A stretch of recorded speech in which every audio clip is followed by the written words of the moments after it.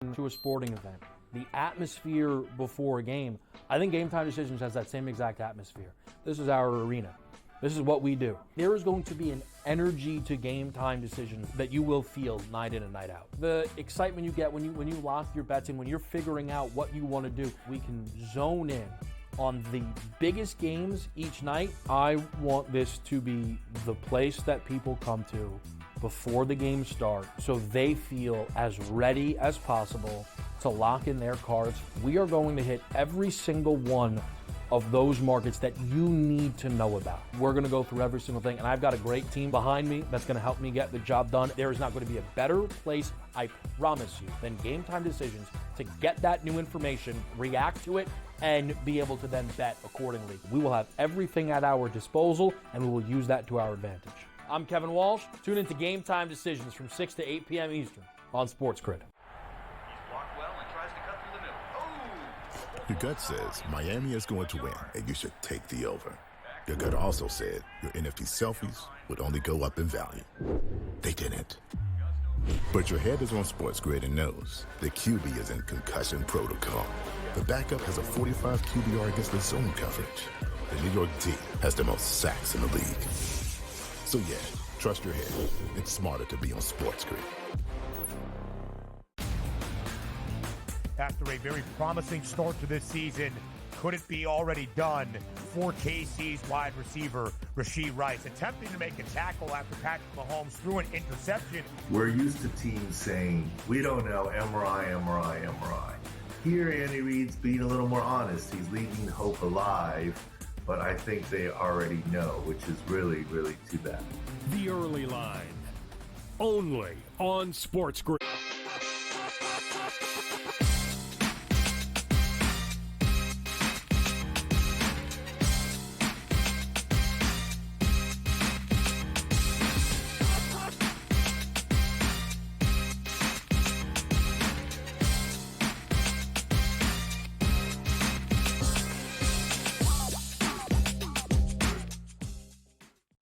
And welcome in, a very happy Wednesday to you now here. Game Time Decisions on the SportsGrid Network. Believe it or not, it is January the 22nd, and we've got a loaded slate of games on a hardwood here tonight, both in the association as well as, of course, conference play in full effect in college basketball. So we got a lot to talk about on the hardwood here tonight. We are also set for the Final Four, but not the Final Four in basketball that you are accustomed to. The Final Four in the NFL, as it is championship weekend coming up. We're down to 4 teams, 2 in the NFC, 2 in the AFC. Winners this Sunday will advance to New Orleans to battle for a world championship as a Super Bowl trip is on the line between the Buffalo Bills and the Kansas City Chiefs, as well as the Washington Commanders. The upstart Commanders getting ready to take on the Philadelphia Eagles in Philadelphia in Arrowhead. We got a lot to talk about when it comes to those two games here coming up over the next hour and 55 minutes or so.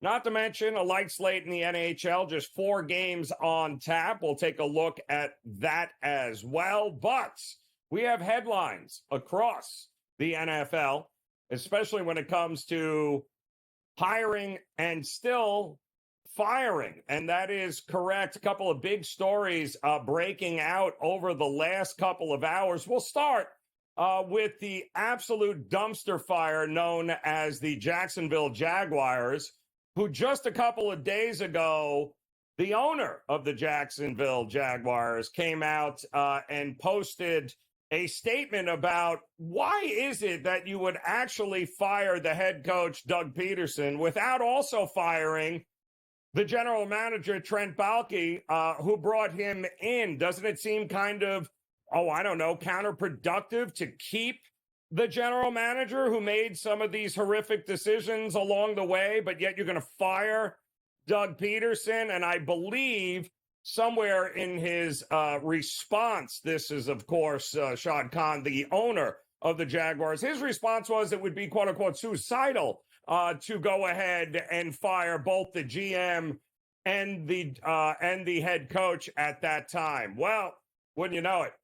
Yeah, I guess apparently he's had some second thoughts, because after losing out on every young and upcoming coordinator that would be a great hire for a team like the Jacksonville Jaguars, in fact, many potential head coach candidates decided not to even interview. Why?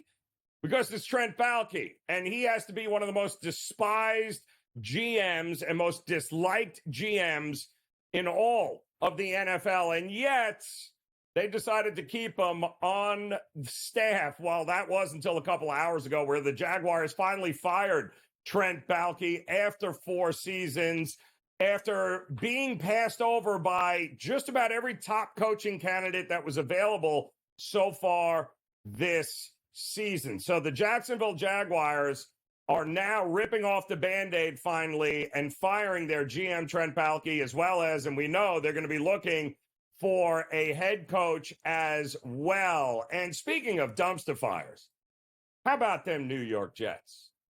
So I would love, as a Jet fan, to come on here and tell you how the Jets are finally doing it right. They're getting the right general manager, a guy up at the top who's then going to hire the right head coach that sees his vision along with the players they have, and everything will trickle down from that point. I would love nothing more than to tell you that. Unfortunately, it's the New York Jets. And as a Jet fan, and many of you who are know exactly where I'm going with this, there is no puppy dogs and rainbows at the end of this story with the New York Jets. However, they did find a new head coach. Okay, congratulations, Aaron Glenn, who, by the way, no disrespect to him, former ex-New York Jet player, also the former Lions defensive coordinator. This will be his first go-around here, and congratulations, the Jets hired their head coach. They still don't have a general manager. No. Why bother starting from the top and letting it work the process? No, we're going to go ahead and hire a coach, and then we're going to hire a general manager who's going to be forced to like the head coach that we just hired for. I mean, this sounds like it's going to go swimmingly. Now, at 52 years old, listen, Aaron Glenn, great stuff, man. Great career. Played a great many years with the New York Jets back in the mid-90s. He was a first-round actual draft pick out of Texas A&M. He was 8 years in a Jets uniform as a defensive back. And don't get me wrong, those teams absolutely sucked. But he was, nonetheless, a former Gang Green member and will forever in the hearts of Jet fans be a New York Jet.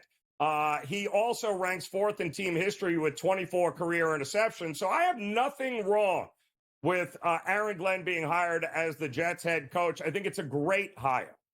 However, the process is what's going to bother me, and it's going to bother other Jet fans, and you can go down the list here. We have seen this happen before.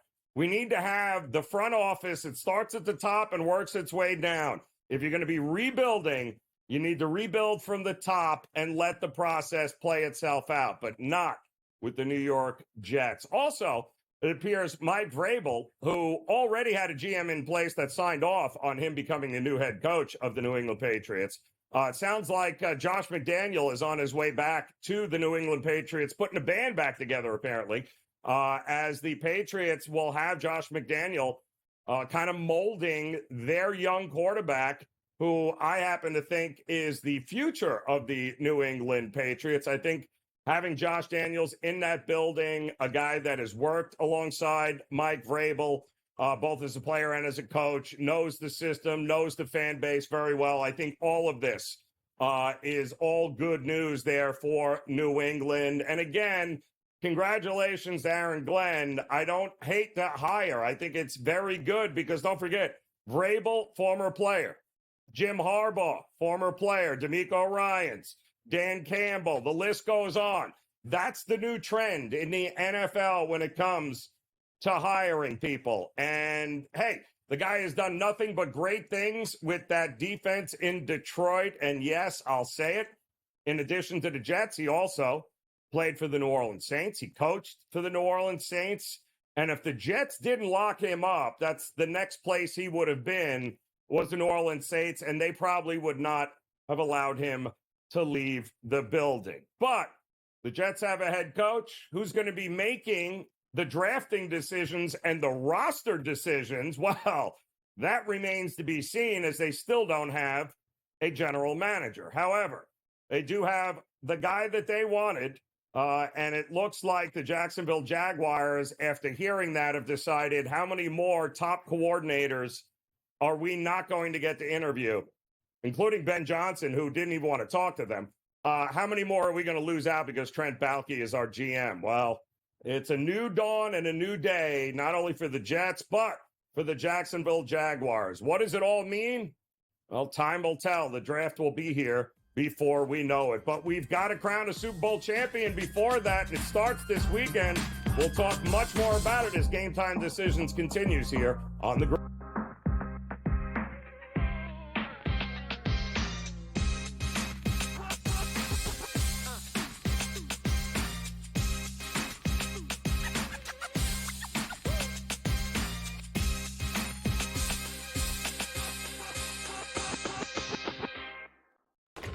Enter into the magical world of McLuck.com, where even the smallest of spins can win real cash prizes. Adventure into over 1,000 of the best Vegas-style slot games. So what are you waiting for? Unlock your free welcome offer today. Join the fun where winners play and players win. Anyone that's been to a sporting event, the atmosphere before a game, I think Game Time Decisions has that same exact atmosphere. This is our arena.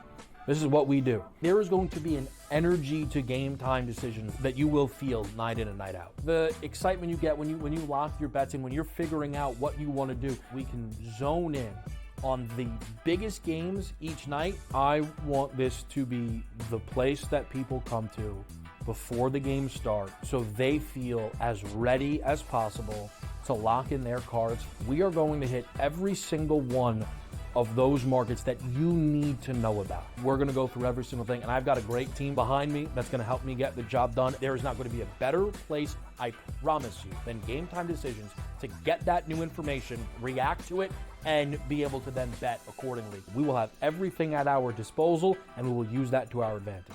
I'm Kevin Walsh. Tune into Game Time Decisions from 6 to 8 p.m. Eastern on SportsGrid. Your gut says Miami is going to win, and you should take the over. Your gut also said your NFT selfies would only go up in value. They didn't. But your head is on SportsGrid and knows the QB is in concussion protocol. The backup has a 45 QBR against the zone coverage. The New York team has the most sacks in the league. So yeah, trust your head. It's smarter to be on SportsGrid. Right here with you on Pro Football Today on SportsGrid. Odds in motion, trying to see what lines have moved throughout the week. Never felt more comfortable in this set than I do for this year. I am ready. I'm just getting angry. The hot takes are going to be here all long, people.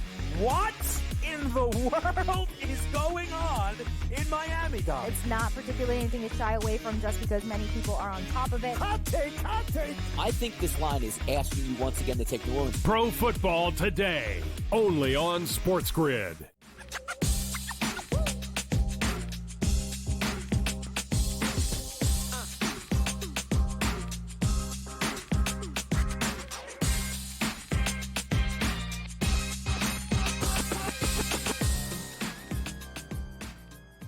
All right, welcome back in here. Game Time Decisions here on the SportsGrid Network. I'm Joe Raineri. Certainly appreciate you stopping by, hanging out with us as we are getting ready for a big night on the hardwood here tonight, both in college hoops and the NBA.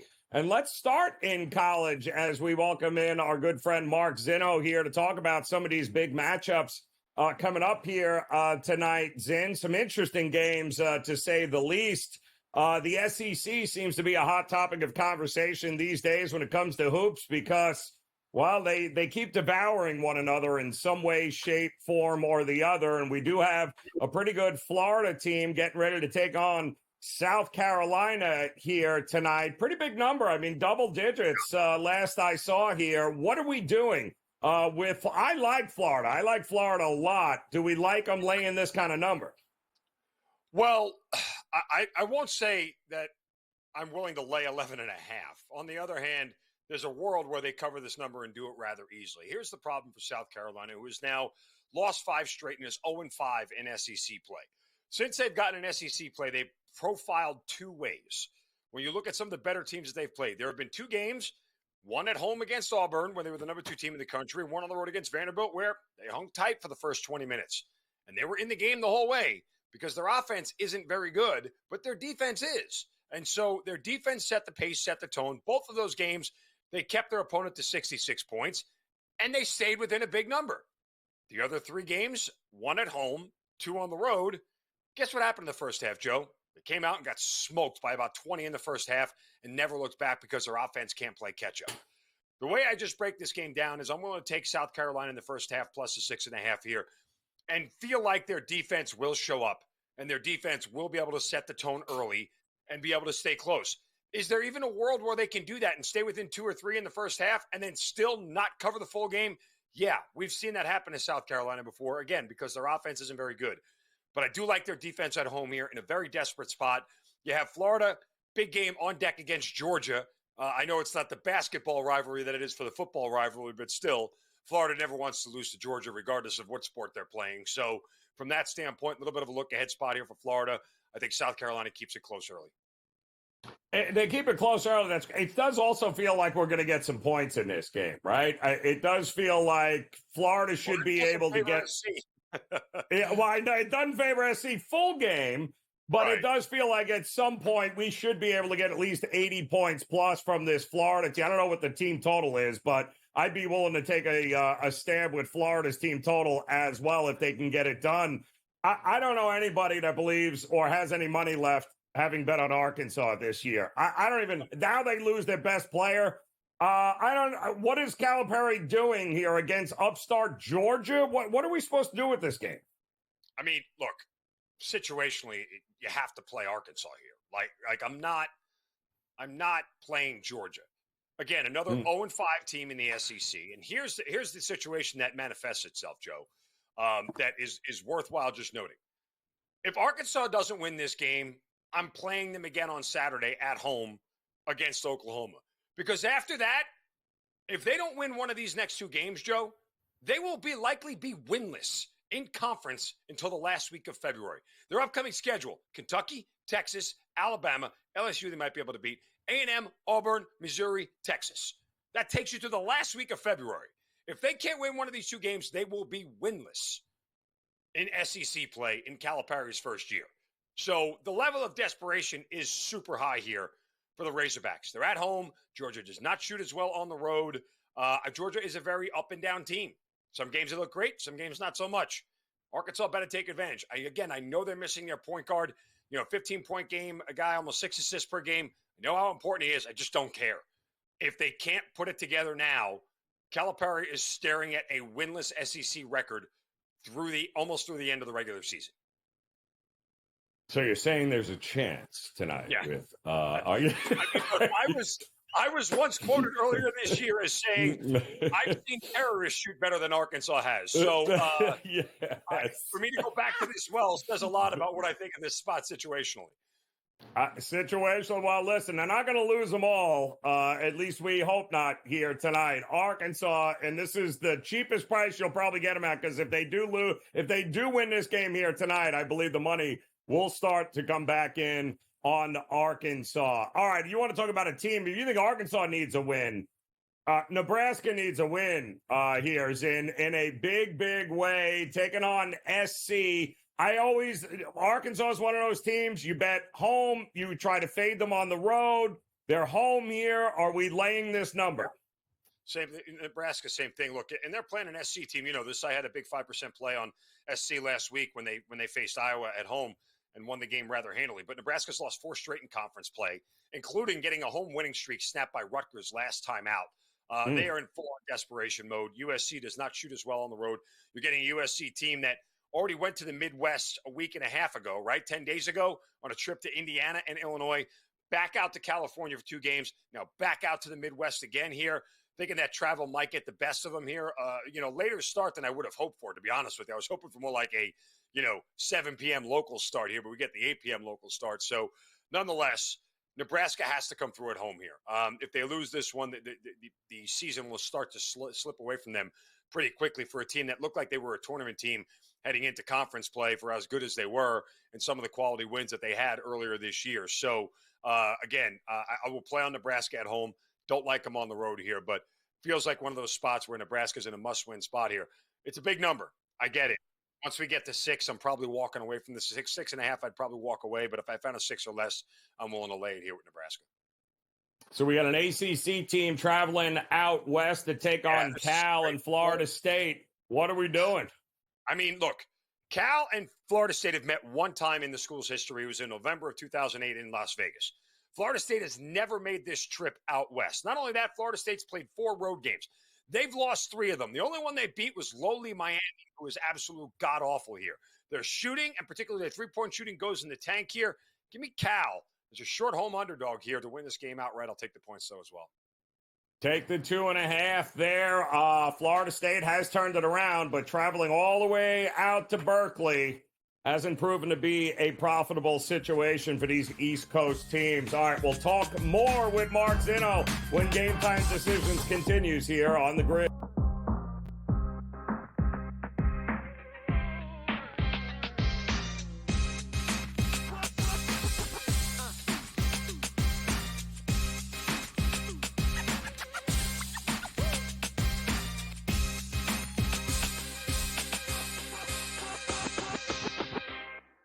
Saturday, January 25th is a huge day at Gulfstream Park. It is Pegasus Cup Day. We're going to have a preview show. First Bet presents the DRF handicapping show for Pegasus World Cup. Alexa, tell us more.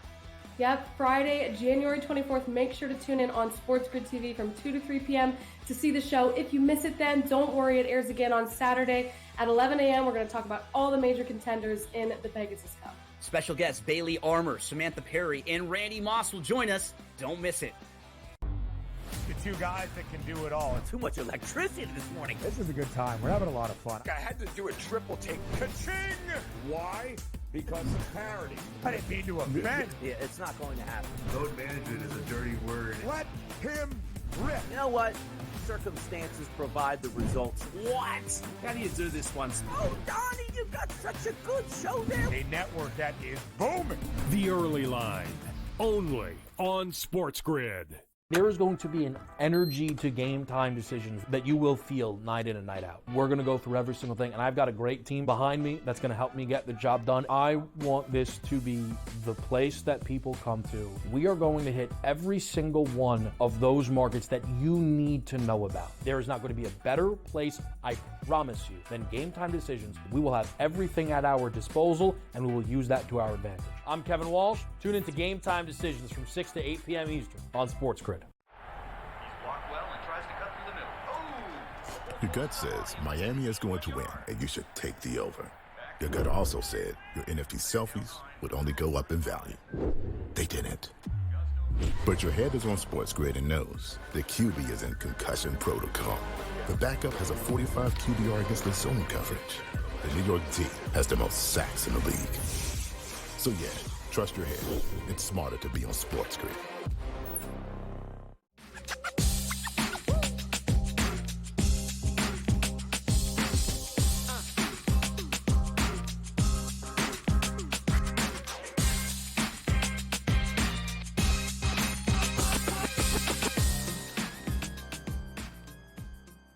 All right, welcome back in Game Time Decisions here on this 22nd of January, 2025. Let that marinate for a second here. That is where we are in the calendar, which means we got a Final Four of sorts here, but not on the hardwood. We've got it, on the football field here as we're down to 4 teams here, Mark Zinno. We've got the Commanders taking on the Eagles. And what I didn't know, and I just learned this earlier, Mark, was that how this is a third go-around. This is conference team, divisional teams playing each other a third time. It usually never happens. In fact, it's only happened twice in the last 2 decades in which we get a third game between teams. That's interesting. But I think the rivalry we all thought we were going to get for many, many, many years to come, well, we're getting it in the AFC, are we not, with Buffalo and the Kansas City Chiefs? Mahomes versus Josh Allen. It's what we kind of thought we'd get every year once Brady hung it up. And, well, here we are, man. And looks like a lot of Chiefs money early on so far, up to -2 in some spots. What are we going to get here at Arrowhead with these two teams, you think? Well, look, I mean, you look at the opportunities that the Chiefs have had here, and the Bills have had to beat them. And we all know about the 13-second game a couple of years ago in the divisional playoff. And look, they've met 4 times in the postseason, and the Bills have yet to get over the hump on them, right? So we get the 4th meeting now with KC winning the previous 3. But Kansas City was unimpressive in their win over Houston. They were outgained. They recorded 8 sacks and benefited from some questionable officiating, to say the least. This is not the same offense. They topped just 400 yards just one time all season. The rushing attack has failed to top 100 yards in 7 of their last 10 meetings. And that includes earlier this year when they ran 22 times for 50 yards. KC put up just 259 yards in the previous meeting earlier this year where Buffalo won the game. I mean, this is the spot where Buffalo just kind of finally slays the dragon here. I mean, that's just the best way I can phrase it. Buffalo here, they got outgained last week and they got 3 key turnovers, but this is also Josh Allen playing at an MVP level. He's thrown for over 4,000 yards, 30 touchdowns, 6 interceptions. He's rushed 14 touchdowns, 600 yards. Buffalo's a good old line. They're going to be able to run the ball right down Kansas City's throat. And guess what? I tell you what, they're going to be able to throw the ball as well. I know Buffalo's pass D is not great, but how is Kansas City attacking through the air right now? They're just not. So, this is a spot where Kansas City, I think, is weak, and Buffalo takes advantage. I mean, I'm all in on Buffalo Bills here. I'd take the 2 points. I'll play them on the money line as well. I don't care. I think Buffalo's the better team here, and they go out and they prove it finally this weekend. I'm stuck, Zen. I mean, if I'm looking at the last 5 times these two teams have played, including the playoffs, and I think you're onto something there with, let's not get it confused here. If it wasn't for the 13 seconds, and I think the other one came down to a last-minute play too as well, or of an overtime, we'd be having a totally different narrative here with these two teams and these two quarterbacks. It wasn't like Kansas City's boat raced and owned Buffalo. These games have come down with one bounce of the ball one way or the other, and it feels like with these two teams, whichever offense makes the one turnover mistake, it's game, set, and match, right? It just feels like it's going to come down to who turns the ball over, Zen, and that's going to be your winner. My biggest concern is Sean McDermott, right? Who's got the pucker factor onto the nth degree in these games. But I would tell Sean McDermott very simple. Never pass up an opportunity at points in this game. Just keep putting points up. Because you know what the Kansas City Chiefs can't do? Score more than 20 on a routine basis, right? So just take the points. I understand the philosophy is, well, you're not going to beat the Chiefs with field goals. You're not when they had Tyreek Hill. You can beat the Chiefs with field goals when all they do is put up 17, 19 points a game. You absolutely can. So if I'm Sean McDermott, I am not passing up any points. If it's not 4th and 1, I'm not getting stupid and going for it on 4th and 3 or 4th and 5. I'm kicking a field goal. I'm taking the points because you know what? If I get to 24 or I get to 27, they can't beat me. And that's all that really matters. Yeah, well, ultimately, then the other question is, do we have a rookie quarterback in the Super Bowl? Is there a rookie quarterback going to take this team to the Super Bowl? Am I the only person who wants to say this out loud? Because the Washington Commanders didn't win last week. The Detroit Lions lost, and there's a difference. The Eagles are a markedly better team, and the only reason Washington beat the Eagles was because Jalen Hurts left the game in the first quarter, and it was Tanner McKee playing the rest of that game? Yeah. No. Yeah. Oh, Pickett. Don't forget Pickett. Oh, yeah, Kenny Pickett. Yes, the old Pickett. And wild. They don't have an answer for him. There you go. You got it. Mark Zinno. We'll see you again. Game Time Decisions continues.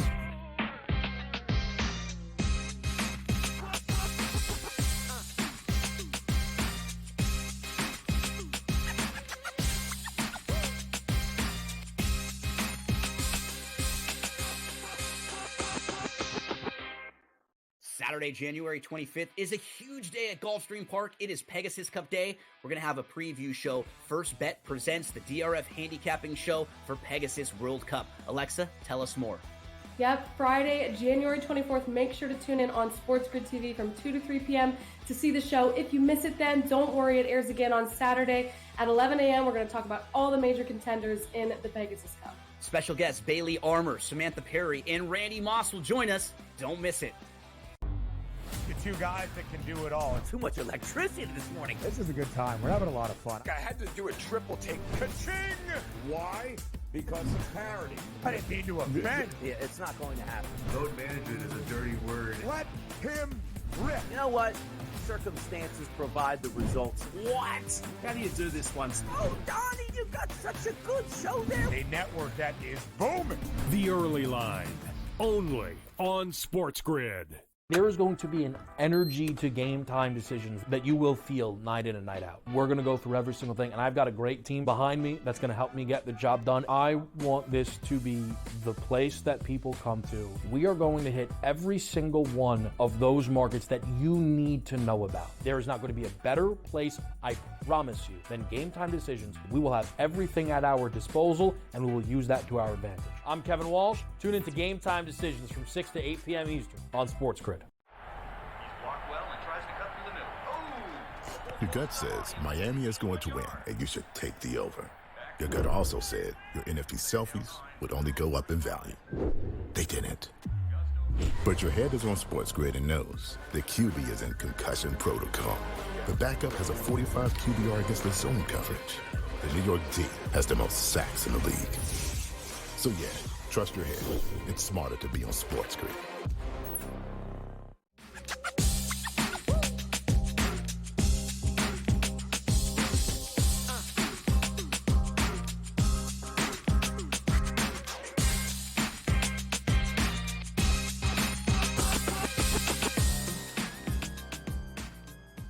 All right, welcome back in here. Game Time Decisions on the Sports Grid Network. I'm Joe Raineri, and it's, a couple of weeks out from the big game. Time to crown another world champion in the NFL, but we got 4 teams that are going to battle here on this weekend coming up, championship weekend, as the AFC will see Buffalo and Kansas City go at it. The NFC, of course, we'll see the Washington Commanders, and who didn't have them getting to this point, and the Philadelphia Eagles getting ready to do battle. And 2 guys all season long who have been pointing you in the right direction. Join us once again as the Wizard, Kenny White in the house, and of course, our main man, CT Betts, Chris Thurston, ready to roll here, guys. We're at that point. Down to 4 teams here. 2 will advance and play for a world championship. So let's start with the NFC here, CT. We got the Commanders. We got the Eagles. I'm still waiting to get some confirmation on the health of that knee for Jalen Hurts. Does it matter to you one way or the other? Is it all going to come down to Saquon? I mean, how are you approaching this game? Because the market looks like it's all Eagles money at this point. Yeah, and then, the Birds, they weren't really in too impressive or flashy this past Sunday versus the Rams, but they got the job done. Got themselves in pretty decent shape to win the NFC here because thanks to the Lions, getting destroyed by the Commanders, they get this game at length. They get to play at home for the NFC Championship. They're 9-1 straight up this year, and these 2 teams know each other inside and out. Joe, that's no secret. They just played the Super Bowl, their Super Bowl versus the Lions, played phenomenal. I'm not going to take anything away for them, but let's not forget how decimated that Lions defense actually was. So, I give them credit for putting up 45 on them, but I think we need to pump the brakes a little bit because, I don't think we're going to see them put up anything near to that number, what they did to the Lions on Sunday. This is now their 5th straight road game. Okay. They had to play Dallas, the last regular season game. That was a road game. They played 3 playoff games now on the road. And now this is their 5th straight, Joe. And they emptied the tank against the Lions. I think this is a tough spot for them.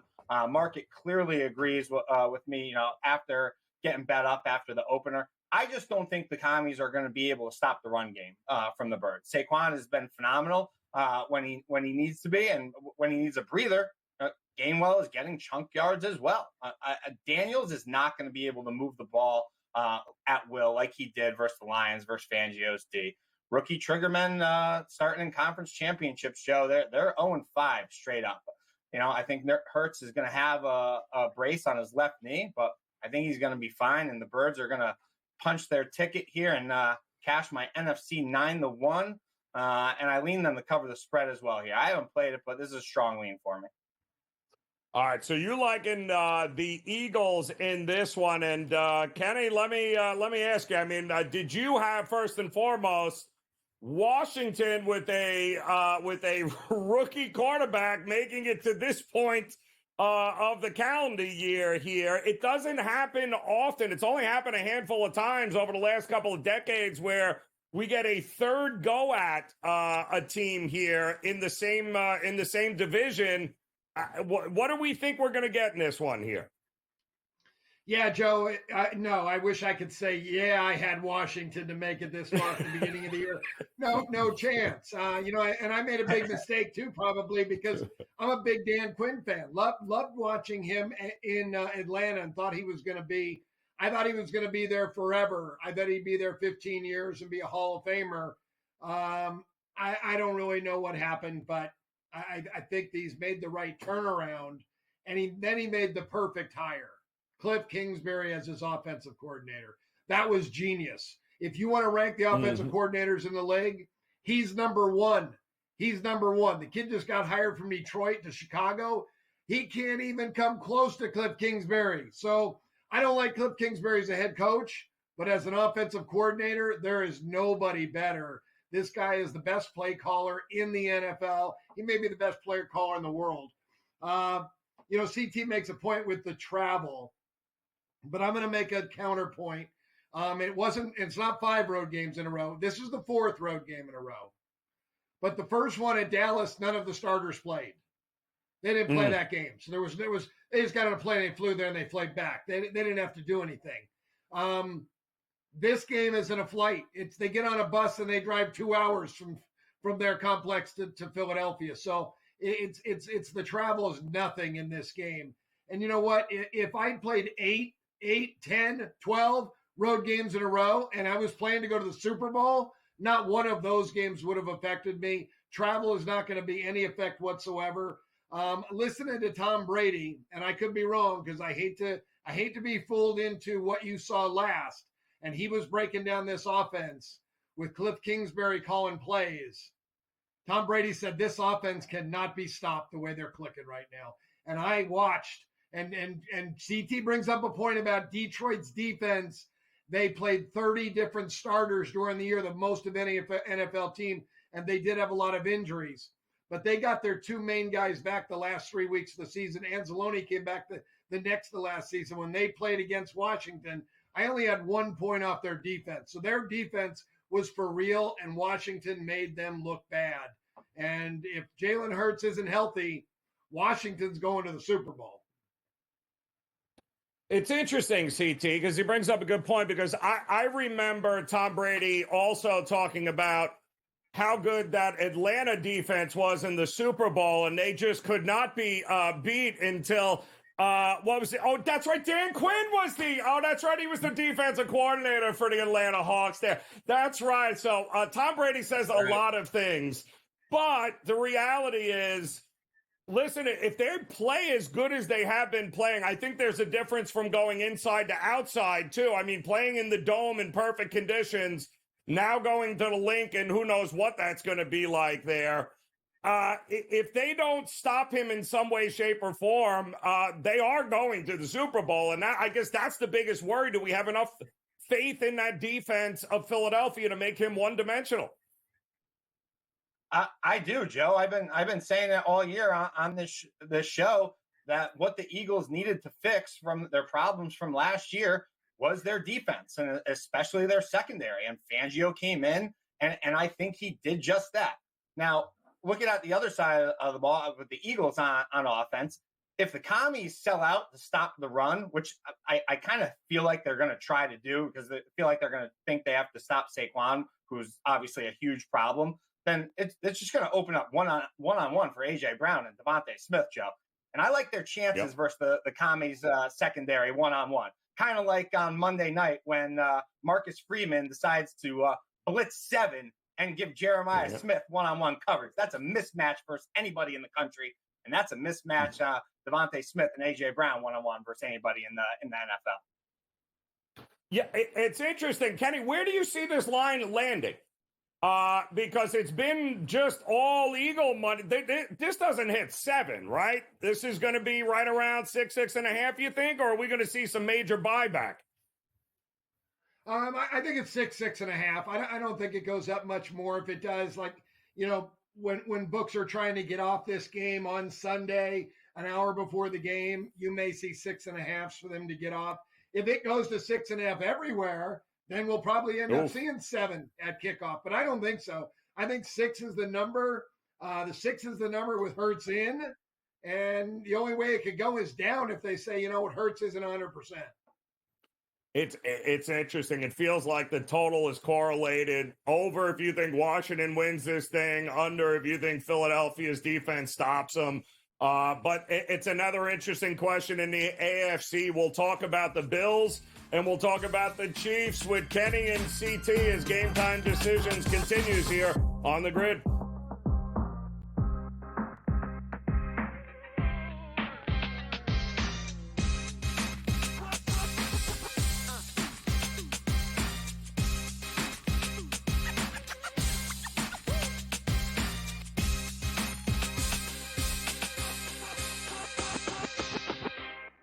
Saturday, January 25th is a huge day at Gulfstream Park. It is Pegasus Cup Day. We're going to have a preview show. First Bet presents the DRF handicapping show for Pegasus World Cup. Alexa, tell us more.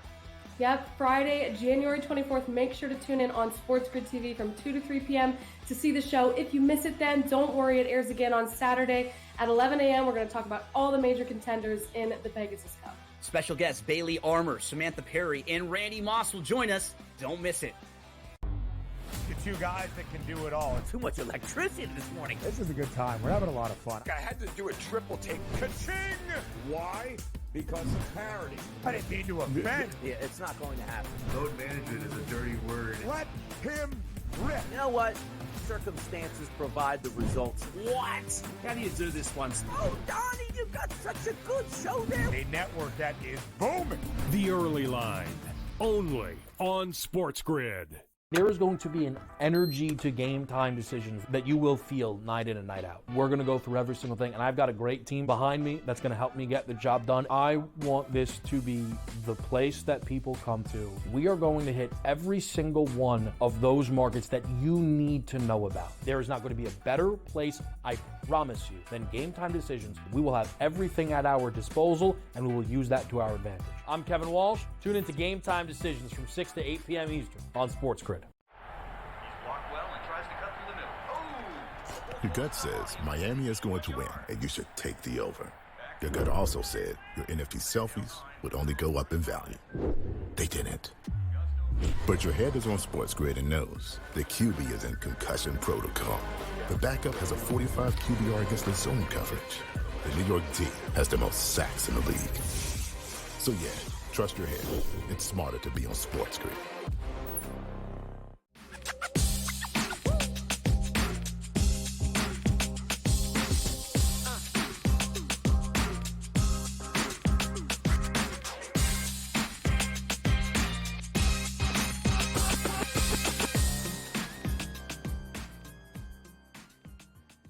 It was nice of Chris Thurston here, CT Bets, off air to remind me how Mike Vrabel is now going to once again with the New England Patriots just dominate Aaron Glenn and the New York Jets now. So thanks very much, CT, for getting me to break out in hives thinking about that. But let me ask you here, because the AFC, very interesting. Mahomes versus Josh Allen. You and I think, were the only two people in the world that actually thought Buffalo would win last week against Baltimore. They did. Nobody has looked pretty, including Kansas City. So what gives in this game at Arrowhead, you think? Yeah, so, right, this is a rematch here from early November, right? And the Bills, they took care of business in upstate New York, and they gave KC their first and really kind of only loss of the year, Joe, right? Because the Denver game, last game of the year, obviously the starters didn't play for KC. So box score, pretty even, but Allen was a lot better than Mahomes that day. And, they won by 9, and Mahomes threw 2 picks. And he only tossed it for like $195, 200 yards. So, Mahomes wasn't great there. Cost the Chiefs the game. And yeah, did the Chiefs look sloppy and rusty this past Sunday? Yeah, sure they did. But, the starters hadn't played in 2.5 weeks. So I'm giving them a pass there. And I get it. They got outgained by the Texans. That's all everybody wants to talk about when they're giving out the Bills this weekend. But I'm not putting much into it. I think the Chiefs are going to be a lot better this weekend. And I'll give Spags and the defense a ton of credit for showing up on Sunday. They only give up 1 touchdown, 2 field goals. I thought they played tough, and they put some big-time hits, Joe, on Stroud. And, that allowed them to cash in, get themselves to another AFC championship game. Now, like you said, Joe, I was on the Bills last week as my best bet. But a big part of my handicap was Lamar just cannot win big games, especially on the road in the playoffs. And if the Ravens didn't get away from the run game, and didn't turn it over 3 times, like they got a good shot there. But here we are, and the Ravens did what they do best in the playoffs. They Raven. So this is a massive coaching mismatch, and I think Kenny would probably agree with me with Coach Fatso over McDermott. And playing at Arrowhead in the AFC Championship isn't an easy game for the road team. Chiefs are finally healthy, and I don't think they're going to be caught sleepwalking this weekend, guys. I think Spags is going to have a great game plan, make it tough for Allen and the Bills to put up a ton of points. It's not going to be like November. This is my best bet of the weekend. Chiefs, -1.5, -2, wherever you're shopping. So, Kenny, the last 5 times the Bills and Chiefs and Josh Allen and Mahomes have gone up, these games were decided by 9, 3, 3, 6, and 4 points. All the games were within 4 points heading into the fourth quarter. Is there any reason why I'm not teasing and getting 8 points with the Bills and just I don't care who wins at this point? Yeah, it may not be a bad idea, Joe, because you're right. It's going to be a tight game. There's no doubt. Buffalo is very, very good, and it's Josh Allen who makes this team so good. I had him underrated at the beginning of the year. Not Josh Allen, but their wide receiver group was young and inexperienced. Their secondary was young and inexperienced. I didn't expect him to be this good. I still don't have him great. I still have the Chiefs rated higher than the Bills. So, if you want to play that teaser, I think it's okay, but it's not a great bet. Kansas City can still win by 10 or more. I think the big thing for Kansas City right now is that defense. They're the real deal. I think they're the best defense in the league. They allow 17 points per game on median at home, 17.5 all games. As CT said, there could have been some rust last week. It was 24 days in between when the starters played. They played on Christmas. 24 days later, they went up against Houston, who I have rated the 8th best defense in the NFL. It's a good defense they went up against. Buffalo's defense may be better, so they better be ready. But I think what helps Kansas City is Hollywood Brown. When you've got Hollywood Brown lined up on one side, Xavier Worthy lined up on the other side, and DeAndre Hopkins still has talent, and then you throw Juju out there. Who's going to guard Kelsey? He's one-on-one all day long in this football game, just like last week. And every playoff game, Kelsey, just write him in, 7 catches, 100 yards, and a touchdown. And Patrick Mahomes is 11-1 straight up in his last 12 playoff games at Arrowhead. So all they do is win, and that's all we really need to do. Just win, baby. Just terrible. I had 2 decades of Tom Brady. Now we got to deal with this guy. It's just like it never ends, CT. It's absolutely brutal. Lower scoring games, CT, here, if you don't think Buffalo can get off offensively? Yeah, I lean under here, Joe. I really do think that the Bills are going to struggle to score here. Spags always has a good game plan, especially in big games. And, even though, like we just talked about, that, the starters were a little rusty last week for the offense, I thought the defense played really good, man. I really did. They only gave up that 1 touchdown. And, it's misleading there because everybody forgets that Chiefs run it into the back of the end zone there for the safety, which helped a lot of people cash that Texans ticket. So yeah, I think lower scoring game here, Joe. I don't think it's going to be a shootout. Lean over in the NFC, probably under here. Same thing, Kenny. You leaning over with the Eagles and Commanders. You leaning under here. The Kansas City Chiefs with Andy Reid, they're 67% under at home. He pulled the playbook out of Bill Belichick's: throw early, run late to close the game out, and that's why they go under all their games. So with 2 great quarterbacks, though, it scares me to go under. These 2 guys are 2 of the best, so it worries me. I'm just betting Kansas City. I think that's the better bet. Yeah, listen, the first go-around, it was 16-14 at the break. We were already over the first half total in that first go-around. And then it kind of separated a little bit in the second half. 9-0 at home. That's what Kansas City is this season. That is a big ask of the Buffalo Bills here.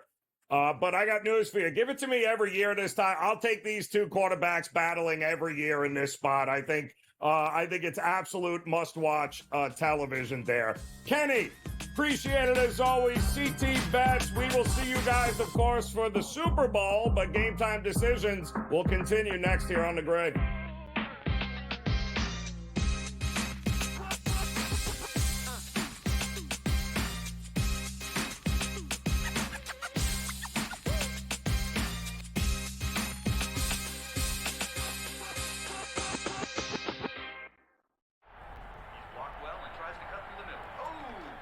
Your gut says Miami is going to win, and you should take the over.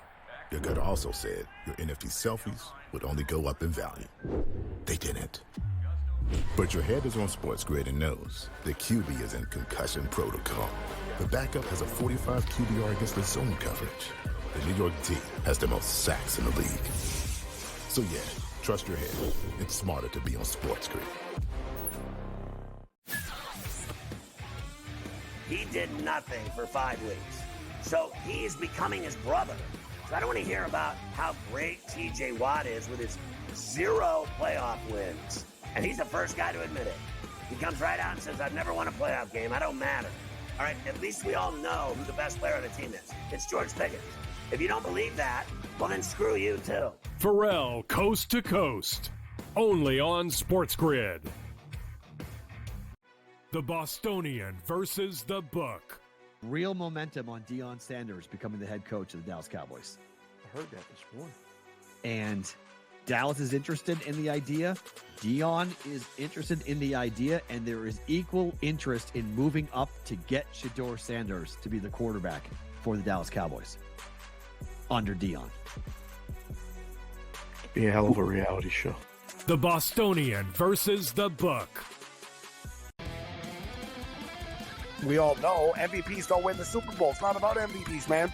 The only MVP, fine. Win the MVP of the Super Bowl. Nobody cares about the MVP of the regular season besides people that bet on it, the actual player themselves, and their agent that's getting a cut of the bonus money. Other than that, who cares? What do you care who wins the MVP? Like I said, unless you bet on it. Right? If you bet on it, fine. Then I guess you care. Sports Rage tonight. Only on SportsGrid.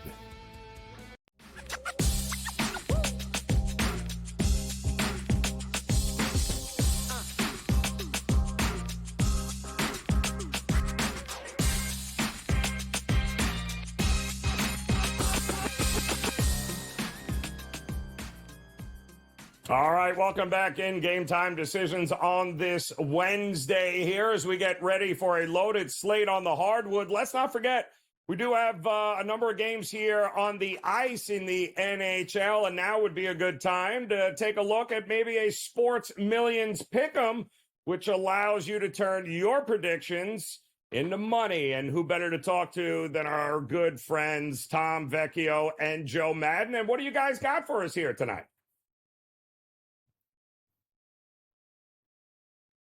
Happy Wednesday, everyone. It's time to jump into our Sports Millions Pick'ems. Now, Tom, we had a great day out there on the ice with both of our hires on shots on goal coming in nicely yesterday. And we're both going to turn back to the ice today. Why don't you take us away with what you're looking at? Yeah, let's get into it. We will certainly get into football tomorrow and Friday, but want to stick with the NHL today. And let's turn to the New Jersey Devils and their top line center, their captain, Nico Hischier, for higher than 2.5 shots on goal. It's been a really slow January for the Devils. Just overall, they hit a little bit of a stumble. It's a long season. I still think they're a good team overall, but a little bit lacking when it comes to offense overall. So we turn to Hischier, higher than 2.5 shots on goal. He's had at least 2 shots on goal in 7 of the 9 games since the start of the calendar year. They just need to right the ship. They're going up against Boston tonight. I think Boston's an okay team overall. They're certainly not playing at the level that they were over the past few seasons. And the goals may be variable for Nico Hischier, but piling the shots, I think that is where everything has to start between him and Jack Hughes. I will side with Nico Hischier higher than 2.5 shots on goal tonight. And definitely a strong way to go, as that team needs to get back on track, and Nico Hischier, the player to be able to do so. Now, looking at my matchup here, we got the Winnipeg Jets taking on the Colorado Avalanche. And in this matchup, we will see expected at least Connor Hellebuck in net for the Winnipeg Jets, who's been able to record 3 straight shutouts versus the Colorado Avalanche. So when I was looking at players to back here tonight, I really wanted to circle Nathan McKinnon, as he's so competitive out there on the ice, but he does struggle versus the Winnipeg Jets. So I started looking at players here for the Winnipeg Jets who I think could get things done, and I had to settle on Josh Morrissey. I'll take Josh Morrissey higher than 0.5 point in this matchup. You look at him versus the Colorado Avalanche, and he's been able to record 4 goals and 6 assists over the last 10 games. And while he was held off the board and quiet in the last game versus Utah, I expect him to be able to step up nicely in this matchup versus the Colorado Avalanche. So give me Josh Morrissey higher than 0.5 point, Tom. Huge matchup in the Central Division for you. Huge matchup in the Eastern Conference for me. I think we're in for a great night of hockey. Yeah, we definitely are. You guys make sure you join us back here tomorrow for more Sports Millions Pick'ems. All right, we appreciate it, Joe and Tom, as we are getting ready for a big, big night here across the board, and maybe even a good spot for a little Sports Million Blitz'em. Enjoy Sports Millions Pick'ems, but hate making the picks yourself? Well, Sports Millions has you covered. Head on over and play Sports Millions Blitz'em right now and let the computer do the work. Go to sportsmillions.com/Blitz'em to be able to win big prizes without having to make a single pick yourself. That's sportsmillions.com/Blitz'em. All right, appreciate that, Tom. And we get ready, of course, for a big night on the hardwood here. College basketball, going to be a big night here with a lot of top 25 teams in play. And we're going to be looking forward to breaking down a few of these games, not to mention a great night in the NBA where we got some rivalry action getting ready to take place. And boy, it's become quite the rivalry with Minnesota and Dallas, although both of these teams dealing with some injuries. We might have an angle or two we're taking a look at here coming up this hour between the Timberwolves and the Dallas Mavericks. That game's coming up at the bottom of next hour. And the Atlanta Hawks at home, they too getting ready to, well, now that they just had a 3-game winning streak get bounced because of the New York Knicks, they do return home to take on a Detroit Pistons team that has not won a game in Atlanta in a very, very, very long time. We'll tell you how long. I knew that was coming. How long? Oh, we're going to tell you next hour here as we get ready for plenty of NBA action. Pistons, Atlanta, Minnesota taking on Dallas, Phoenix taking on the Brooklyn Nets. It's hard to believe the Brooklyn Nets are even fielding a actual NBA team given all the injuries they've had to deal with. And then, how about a little Cleveland Cavaliers and Houston Rockets to kick off the 8 o'clock hour Eastern time? Much more to get to here. Another hour, Game Time Decisions coming your way on the Sports Grid Network.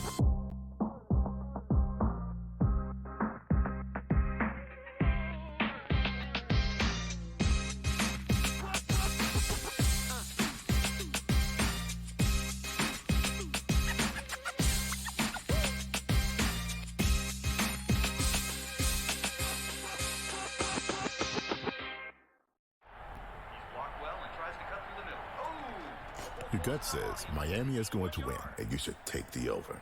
Your gut also said your NFT selfies would only go up in value. They didn't. But your head is on SportsGrid and knows the QB is in concussion protocol. The backup has a 45 QBR against the zone coverage. The New York D has the most sacks in the league. So yeah, trust your head. It's smarter to be on SportsGrid. He did nothing for 5 weeks. So he's becoming his brother. So I don't want to hear about how great TJ Watt is with his 0 playoff wins. And he's the first guy to admit it. He comes right out and says, I've never won a playoff game. I don't matter. All right, at least we all know who the best player on the team is. It's George Pickens. If you don't believe that, well, then screw you, too. Pharrell, Coast to Coast. Only on SportsGrid. The Bostonian versus the Book. Real momentum on Deion Sanders becoming the head coach of the Dallas Cowboys. I heard that this morning. And Dallas is interested in the idea. Deion is interested in the idea, and there is equal interest in moving up to get Shedeur Sanders to be the quarterback for the Dallas Cowboys under Deion. Be a hell of a reality show. The Bostonian versus the Book. We all know MVPs don't win the Super Bowl. It's not about MVPs, man. The only MVP, fine. Win the MVP in the Super Bowl. Nobody cares about the MVP in the regular season besides people that bet on it, the actual player themselves, and their agent that's getting a cut of the bonus money. Other than that, who cares? What do you care who wins the MVP? Like I said, unless you bet on it. Right? If you bet on it, fine. Then I guess you care. Sports Rage tonight. Only on SportsGrid.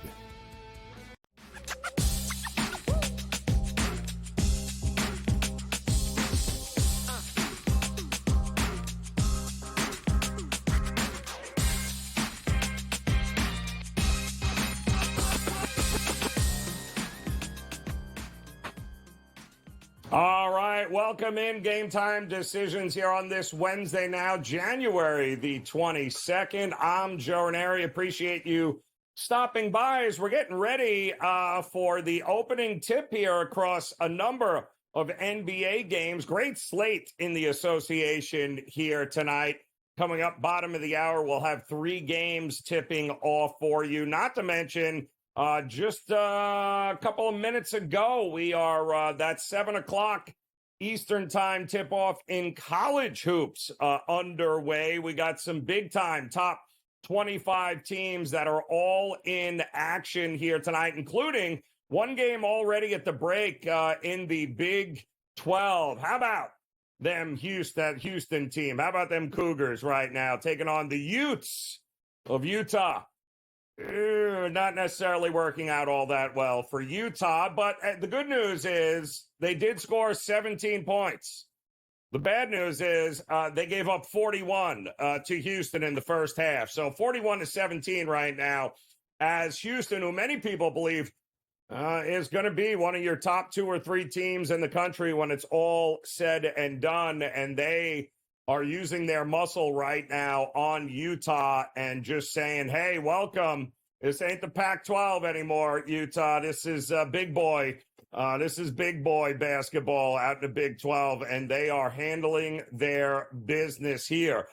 We do have a bunch of games out west a little bit later that I think are going to be interesting. Texas A&M and Ole Miss is another game that we're going to be keeping an eye out here tonight as Ole Miss coming off just a terrible overtime loss.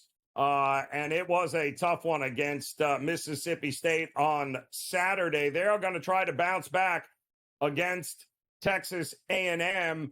A team that appears to be having their best player returning in Wade Taylor. That's good news for Texas A&M. But the question is, we're looking at an Ole Miss team that does not lose at home.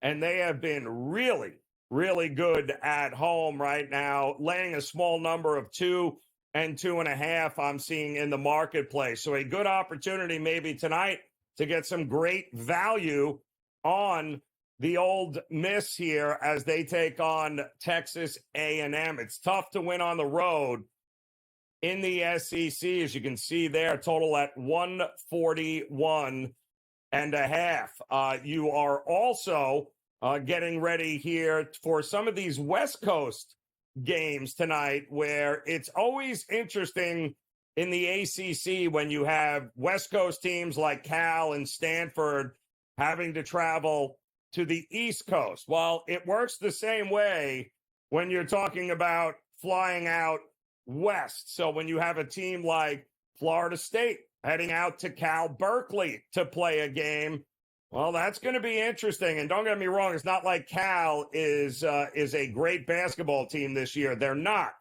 But it does take its toll on teams, and it certainly takes a little bit of adjusting. We've seen UCLA travel from west to east and not be very good.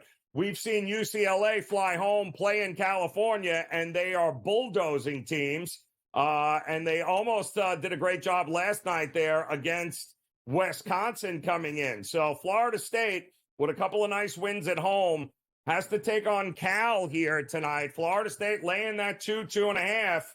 Well, that might just be a little bit tougher than folks think. And then, of course, the University of Miami tonight for a little late night special, taking on Stanford in Stanford. And this is a problem. I mean, the flip side of the travel situation in the ACC works just as well with East Coast teams flying out west. Keep in mind, the University of Miami is a train wreck right now. Jim Larrañaga walked away from the team in December, citing the fact that he wanted nothing to do with the NIL. He doesn't even recognize what's going on with college basketball anymore. And by the way, he's not the only coach. We did see, of course, the Virginia coach do it 2 weeks before the season started. We've seen a litany of Hall of Fame college basketball coaches want nothing to do with this new era in college hoops with the NIL and paying players. Like Jim Larrañaga said, I don't even know what I'm talking about. I'm having to negotiate with these players to want to stay in a place in which they have loved it. They loved everything, but it's pay for play now in college basketball. And as Larrañaga had put it, there's no more coaching. It's a matter of now just paying, and coaching goes wayside. He wanted nothing to do with it. He walked away. The University of Miami has not won a game since he left. They weren't winning many games when he was there, but they are winning absolutely no games since he left. And now they have to hop on a plane and travel out to take on a Stanford team that has been really good at home, especially defensively. I mean, this is a shell of the University of Miami team we saw just a couple of years ago make it to the Final Four. We are watching a team that plays no defense. We've seen 5 straight double-digit losses, including the last 2 by 35 versus Duke and 43 by SMU. I have no problem laying the 10.5, 11 points with Stanford tonight, as they are taking, they'll take advantage, like everyone else has, of a college basketball team that was once on the rise and a very proud program here at the University of Miami that is now the laughing stock. And I don't think it's going to be just Miami, guys. Over the next couple of years, this is a new era in college basketball, and there's going to be a lot of these types of teams and universities and programs that we have seen over the years that we thought, hey, who thought Tony Bennett, one of the best college coaches in the country, in Virginia with a great style of play, getting kids to stay 3-4 years, graduate. He walked away 2 weeks before the season started out of nowhere because he saw the writing of the wall. There's going to be less coaching, and there's going to be even less emphasis on the actual fundamentals of the game. And what you're going to get is teams like the University of Miami that have to hop on a plane and fly 6 hours across the country and not want to be there and not want to play. And it's filled with a bunch of guys that are going to be looking to figure out, well, where am I going in the transfer portal and how much money can I make? It's not great for the game of college basketball, but as long as they're going to play it that way, I'll lay the 11 with Stanford here tonight, and any other situation that provides itself an edge for us in sports betting. And I certainly believe that looking to fade the University of Miami is a big edge right now. I don't think that number is even remotely close to being big enough here tonight. So we've got a lot of college hoops going on. We got 3 games in the NBA getting ready to tip off here in the bottom of the hour. I had mentioned Atlanta and Detroit is going to start it off. Do you know the Detroit Pistons have not won a game in Atlanta against this Hawks team? You know how long it's been? 5 years. And they get ready to tip off here in about 20 minutes. Small number on Atlanta. I'll be back in the Hawks. I don't think it turns around here tonight. We'll talk more about that game along with the rest of the card as Game Time Decisions continues here on the Grid.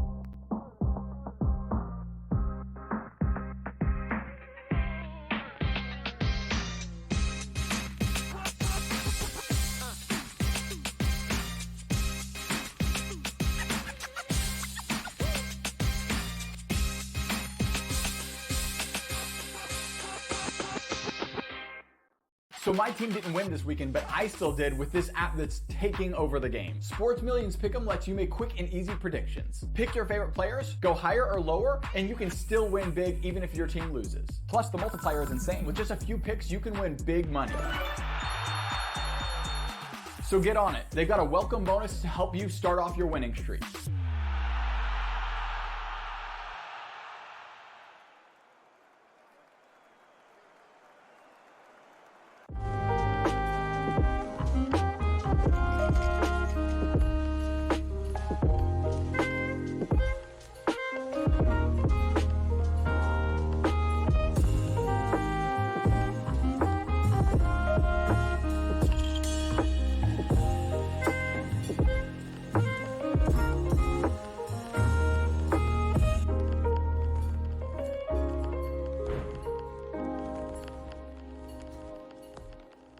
Anyone that's been to a sporting event, the atmosphere before a game, I think Game Time Decisions has that same exact atmosphere. This is our arena.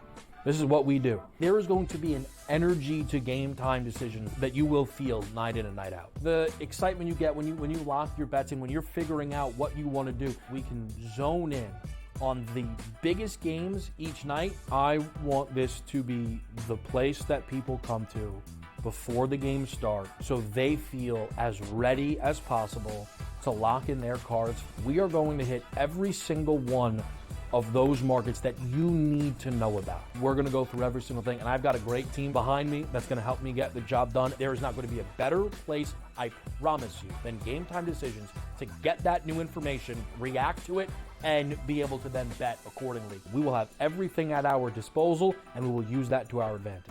I'm Kevin Walsh. Tune into Game Time Decisions from 6 to 8 p.m. Eastern on SportsGrid. The 2 guys that can do it all. Too much electricity this morning. This is a good time. We're having a lot of fun. I had to do a triple take. Ka-ching! Why? Because of parity. I didn't mean to offend. Yeah, it's not going to happen. Load management is a dirty word. Let him rip. You know what? Circumstances provide the results. What? How do you do this one? Oh, Donnie, you got...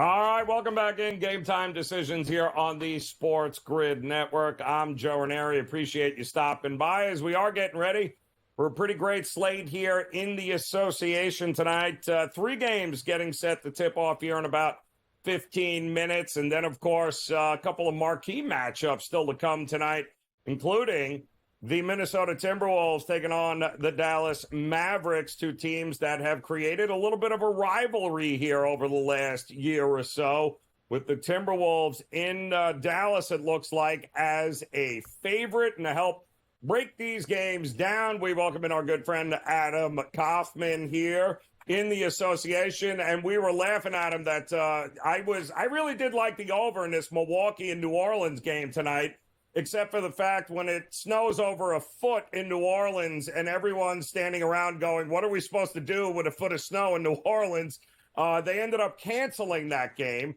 But I still like whenever they make it up. I still think we're going to get some points there because New Orleans has actually, I think, gotten healthier and maybe have turned a corner here. But it didn't snow a foot in Atlanta.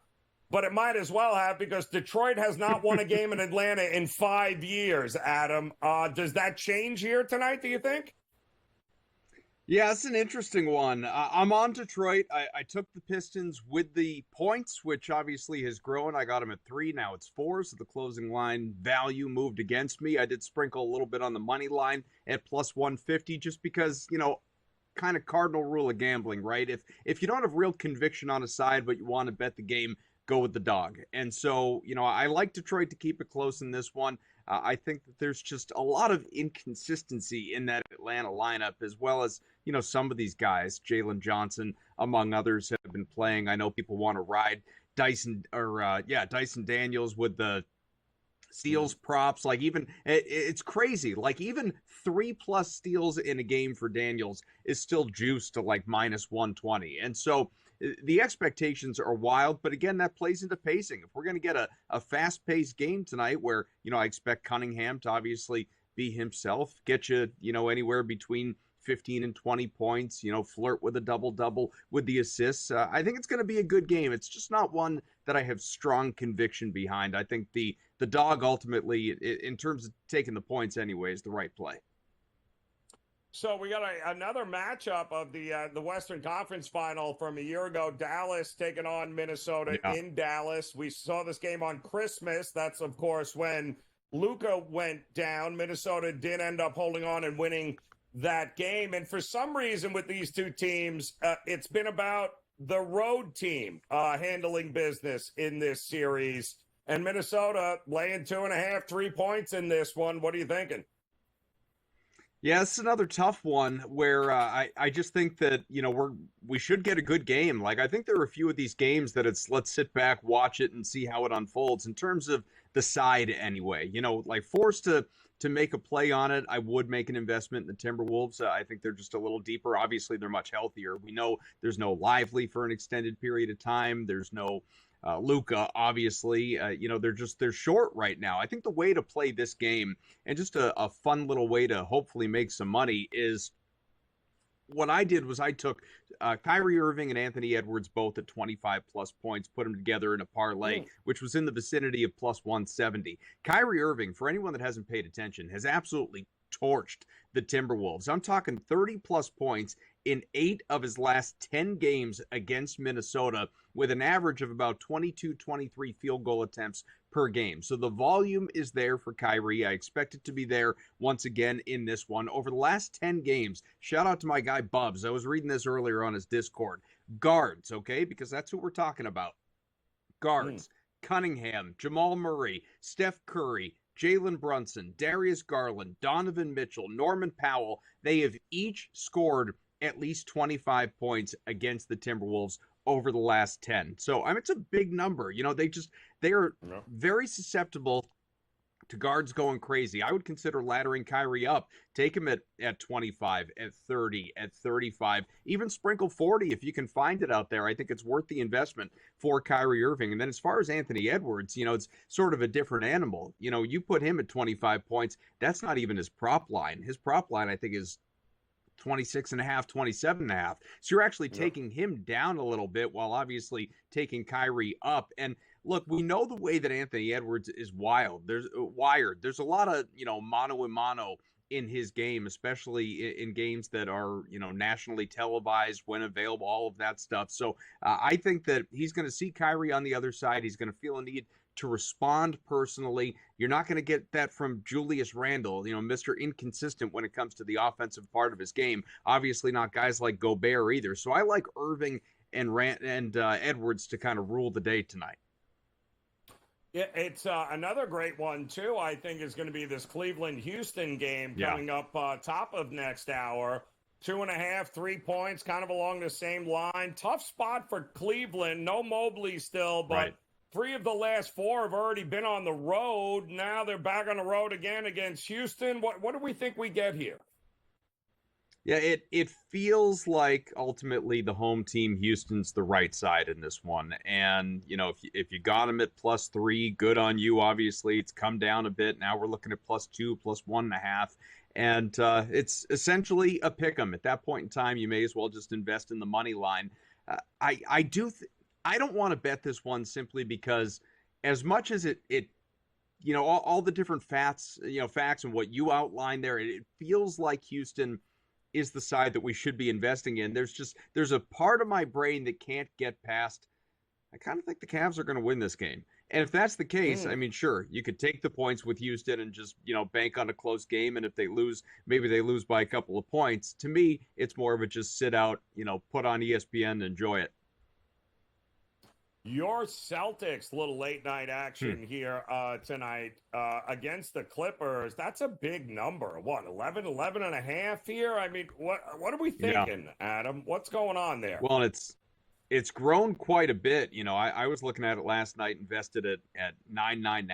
I would still do it with the Celtics. I know they've been very Jekyll and Hyde. They've alternated wins and losses over their last 9 games. Can't seem to string together 2 wins in a row or get out of their way. There are the concerns, will Porzingis play? Will Holiday play? But look at all the guys ruled out for the Clippers. We can look at it when we get back. Yeah, I agree. Should be a good one. Plus some NFL next here, Game Time Decisions.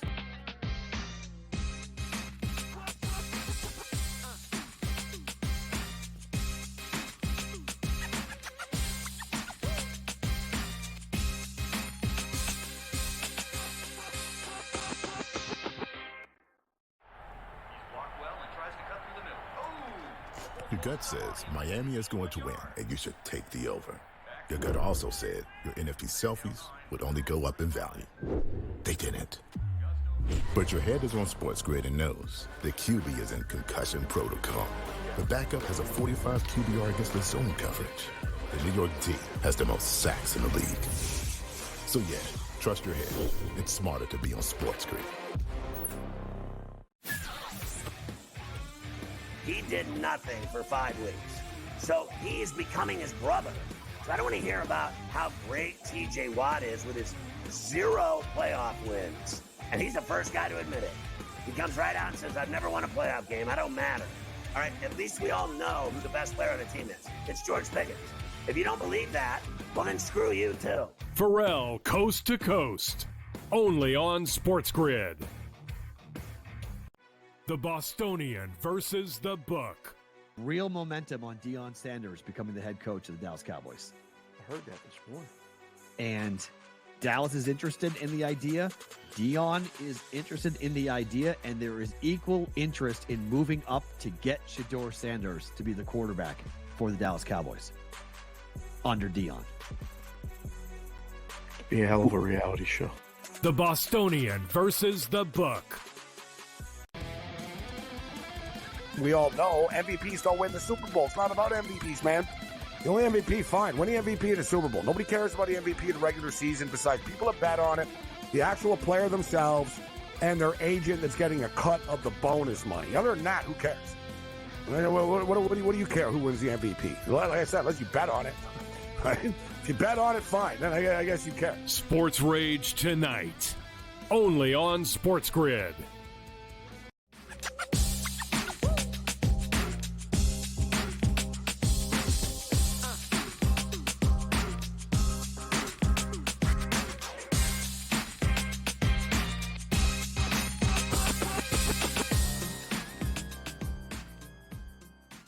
All right, welcome back in Game Time Decisions here on the Sports Grid Network as we continue to look at some of these matchups here in the NBA tonight.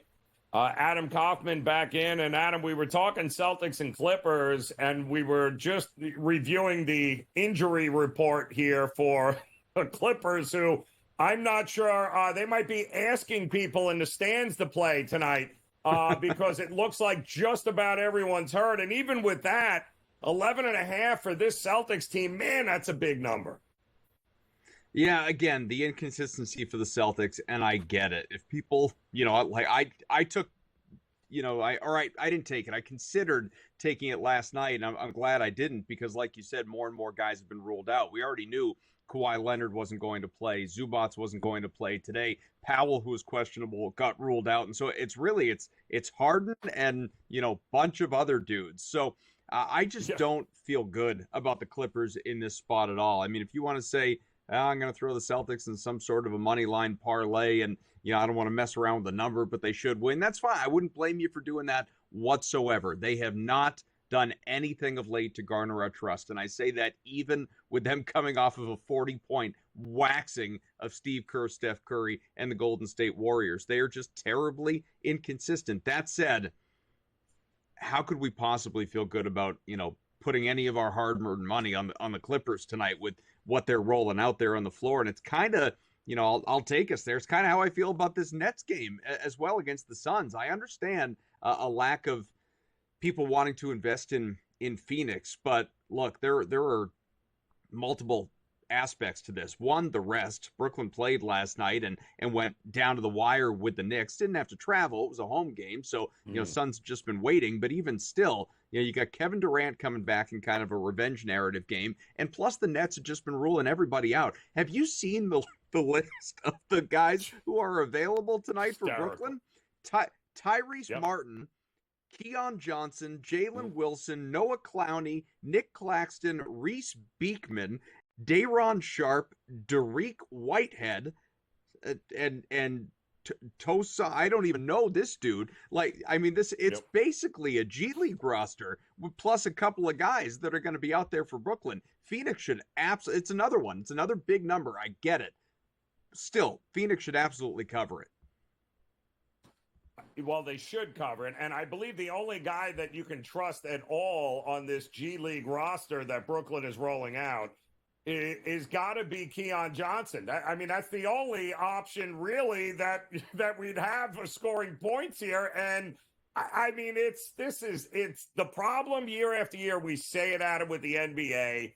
When you're rolling out teams that can't be competitive because it's a back-to-back or whatever it may be, the Washington Wizards, the Brooklyn Nets, it's just bad for the product, is it not? And for the good teams, say what you want about the Oklahoma Cities or even the Celtics, they're rolling out superstars every night no matter what the scheduling situation is. Sure, one or two guys, but never to the degree that we're seeing with some of these terrible teams right now.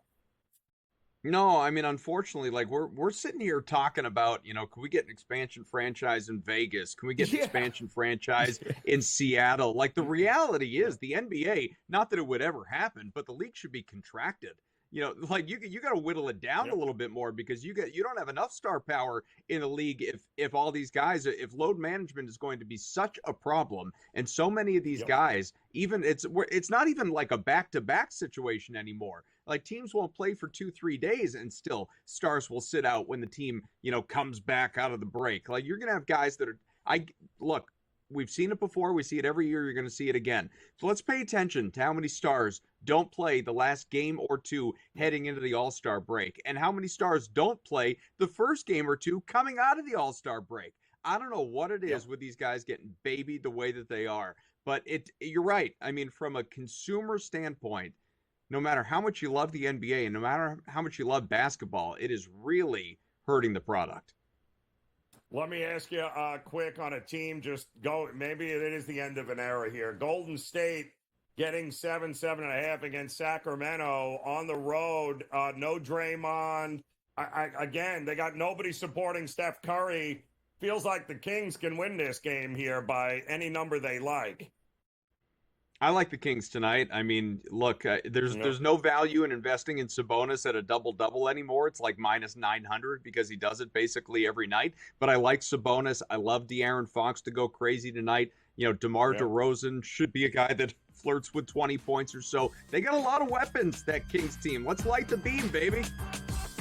Light it up here, Adam Kaufman. We appreciate it as always. Game Time Decisions continues on the grid.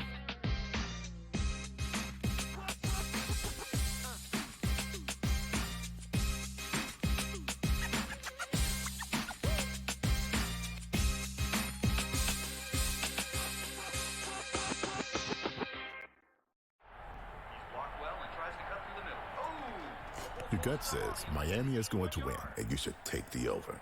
Your gut also said your NFT selfies would only go up in value. They didn't. But your head is on SportsGrid and knows the QB is in concussion protocol. The backup has a 45 QBR against the zone coverage. The New York D has the most sacks in the league. So yeah, trust your head. It's smarter to be on SportsGrid. He did nothing for 5 weeks. So he's becoming his brother. So I don't want to hear about how great TJ Watt is with his 0 playoff wins. And he's the first guy to admit it. He comes right out and says, I've never won a playoff game. I don't matter. All right, at least we all know who the best player on the team is. It's George Pickens. If you don't believe that, well, then screw you, too. Pharrell, Coast to Coast. Only on SportsGrid. The Bostonian versus the Book. Real momentum on Deion Sanders becoming the head coach of the Dallas Cowboys. I heard that this morning. And Dallas is interested in the idea. Deion is interested in the idea, and there is equal interest in moving up to get Shedeur Sanders to be the quarterback for the Dallas Cowboys under Deion. Be a hell of a reality show. The Bostonian versus the Book. We all know MVPs don't win the Super Bowl. It's not about MVPs, man. The only MVP, fine. Win the MVP of the Super Bowl. Nobody cares about the MVP of the regular season besides people that bet on it, the actual player themselves, and their agent that's getting a cut of the bonus money. Other than that, who cares? What do you care who wins the MVP? Like I said, unless you bet on it. Right? If you bet on it, fine. Then I guess you care. Sports Rage tonight. Only on SportsGrid.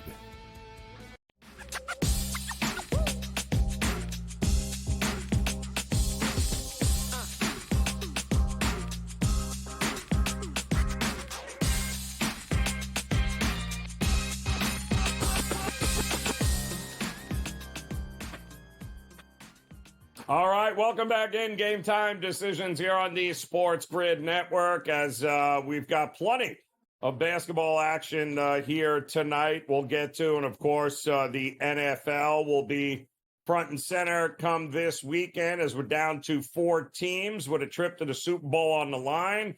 But we also had, of course, some golf going on as the PGA Tour and their new season underway here. The Farmers is happening right now, and who better to talk to about it than our good friend Brady Cannon.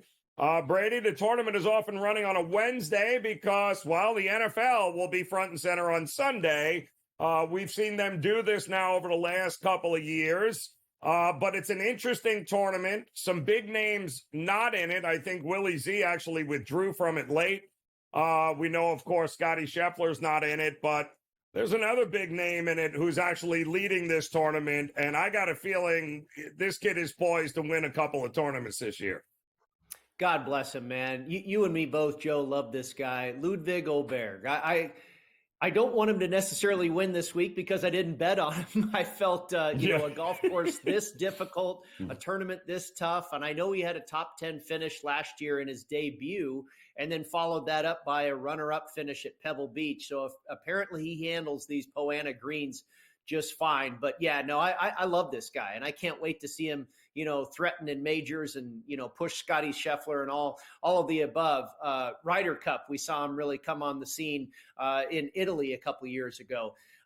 But we need to kind of, pump the brakes a little bit here with what he did on Wednesday. Now, he shot a 63. That's brilliant.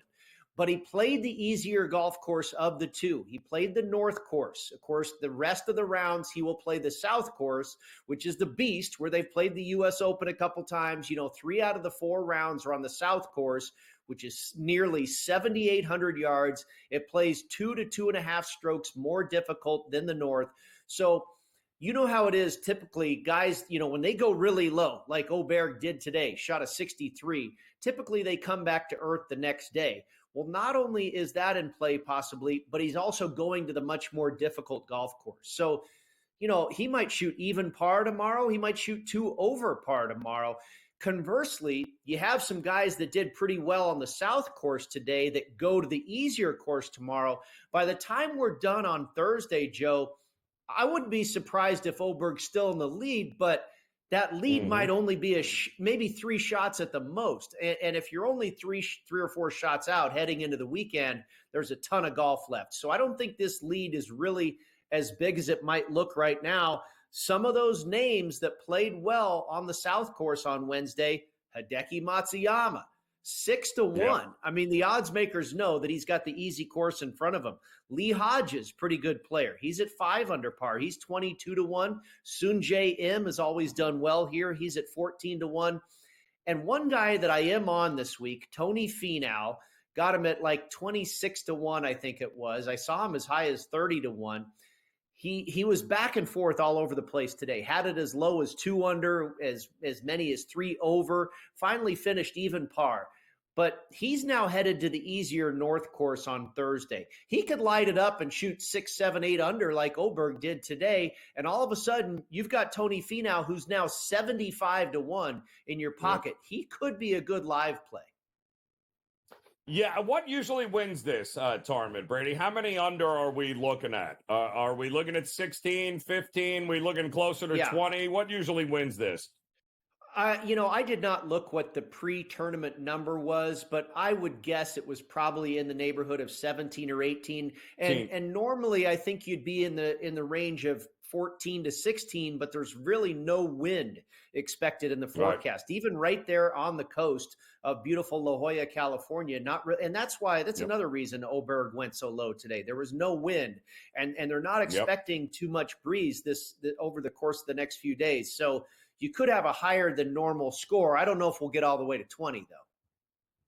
Yeah, well, you got a lot of guys within 5 strokes right now and a lot of golf still to be played. So it'll be very interesting to see how this plays out over the next couple of days over at Torrey Pines. All right, we got NFL to talk about here, Brady, coming up.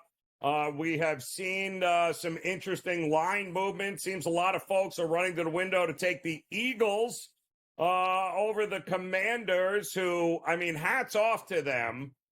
Do we trust the rookie quarterback at the Link to go on the road in a playoff game? What, their 3rd or 4th road game now? Do we trust him to get and pull the ultimate upset here? I think it's possible. I mean, I think this guy has shown us that anything is possible. I mean, I understand he played a much different defense last week in the Detroit Lions, but, that was in a pretty darn hostile environment as well. Mm-hmm. And he pulled it off. It'll be probably a tougher test this week because of the health of that defense. Now, they've got a couple of guys banged up, but they think they're going to be okay. On offense, Jalen Hurts, I know he's going to be limited as far as mobility, but I think he's going to hand the ball off. And if he doesn't have to scramble out of the pocket, I think he's going to be fine as well. Washington does have a couple of key injuries, one on their offensive line, Cosme. That's a big loss right there, and that could really hurt. But, I heard you talking to CT Betts, our friend with Viva Tequila, a little earlier, and he's talking about it is certainly a part of the handicap that these Commanders have played so many games on the road. This will now be their 4th game on the road in a row. They finished the regular season and now 2 straight playoff games on the road. This will be their 4th road game in a row. And I went back and looked. Since 2013, you've had 5 teams in the playoffs that played their 4th straight game on the road. Every single one of them lost. Okay, so it's not a good situation for the Commanders, but only one of them lost by more than 7 points. It was 2019 when the Tennessee Titans went into Arrowhead and lost by 11. Other than that, It's been 7-point loss, 7-point loss, 6-point loss, 3-point loss. And oh, by the way, this is a division game, right? Philadelphia against Washington. Two teams, the San Francisco 49ers twice, the Niners in 2013 and the Niners in 2021, went on the road for the fourth straight time and lost, but they played division games. They played Seattle and lost by 6, and they played the Rams and lost by 3. So I think the number's really accurate here. I think somewhere between 4.5 and 6.5 is spot on. It's teaser season for me, Joe. I teased it up to 12.5. No team in this situation has ever lost by more than 11. I think that, and again, it's a division game. No team in that situation in a division matchup has ever lost by more than 6. I think 12.5 is easily attainable to stay within that for the Washington Commanders. Yeah, it doesn't happen often where we get a round 3 between teams this late in the season, but that's what you've got there. We do have round 2 in the AFC with the Bills and Kansas City. And when you look at just the last 5 matchups here, Brady, these are all one-score games, any which way you cut it. And it just feels like, okay, I don't expect either of these teams, unless the turnovers get out of control. But I don't see this being more than a one-score game. So if I can get Buffalo at 8.5 right now, I don't care. I'm taking them. Exactly. And that's really kind of the key, like in a horse racing term, I'm keying Buffalo plus 8.5, and then I'm just adding Washington, right? You know, you're not necessarily going through major key numbers, teasing Washington up. But with Buffalo, teasing them to 8.5, absolutely, you're going through some key numbers. And I think that's the bet right there. Obviously, you have to add a second leg rather than taking Philadelphia down. I prefer to take Washington up. I think Buffalo wins the game outright. I certainly feel very comfortable taking 8.5. It seems like Kansas City is always going to find a way to win in the end. We know how lucky they've been time and time again this season. I think it might finally be the Buffalo Bills' turn this year in 2025. Listen, no team has been better at not beating themselves this year than the Buffalo Bills, and their turnover margin, phenomenal. So this should be a very interesting one. And Brady, we look forward to seeing it play out. We'll talk to you again during the week as Game Time Decisions continues here on the Grid.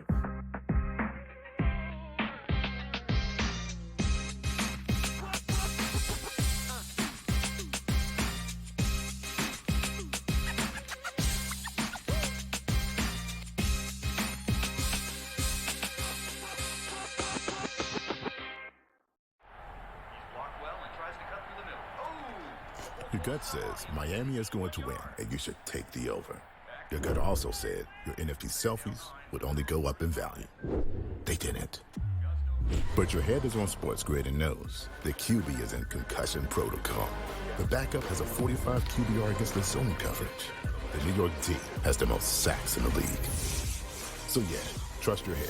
It's smarter to be on SportsGrid. He did nothing for 5 weeks. So he is becoming his brother. So I don't want to hear about how great TJ Watt is with his 0 playoff wins. And he's the first guy to admit it. He comes right out and says, I've never won a playoff game. I don't matter. All right, at least we all know who the best player on the team is. It's George Pickens. If you don't believe that, well, then screw you, too. Pharrell, Coast to Coast. Only on SportsGrid. The Bostonian versus the Book. Real momentum on Deion Sanders becoming the head coach of the Dallas Cowboys. I heard that this morning. And Dallas is interested in the idea. Deion is interested in the idea, and there is equal interest in moving up to get Shedeur Sanders to be the quarterback for the Dallas Cowboys under Deion. Be a hell of a reality show. The Bostonian versus the Book. We all know MVPs don't win the Super Bowl. It's not about MVPs, man. The only MVP, fine. Win the MVP of the Super Bowl. Nobody cares about the MVP of the regular season besides people that bet on it, the actual player themselves, and their agent that's getting a cut of the bonus money. Other than that, who cares? What do you care who wins the MVP? Like I said, unless you bet on it. Right? If you bet on it, fine. Then I guess you care. Sports Rage tonight. Only on SportsGrid.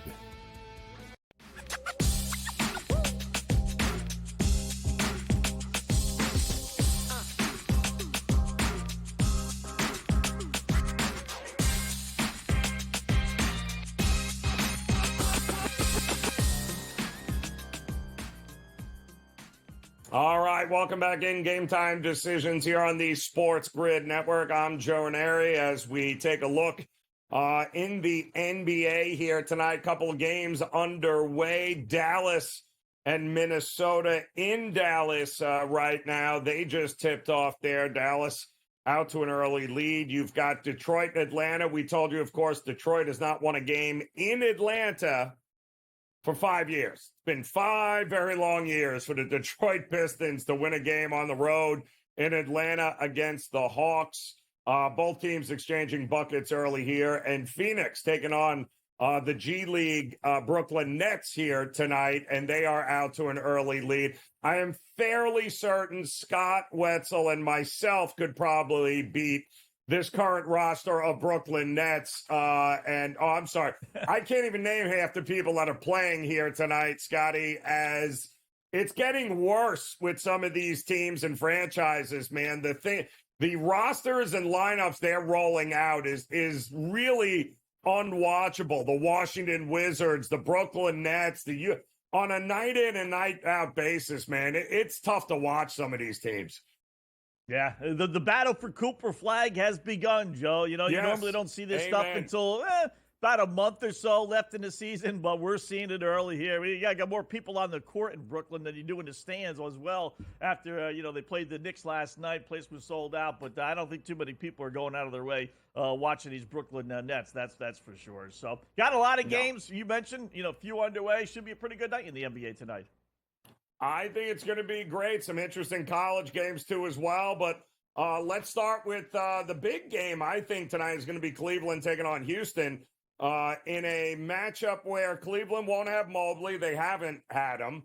But this is also their third or fourth out of 5 that's going to be on the road. It's been a very interesting scheduling spot for them. But do we trust Houston to handle business at home here tonight? Are we at that point with this team? Yeah, I don't know. The line has dropped. It was 2.5 this afternoon. It's down to 1.5 in some circles, Joe. But you know what? This Cleveland team is a machine.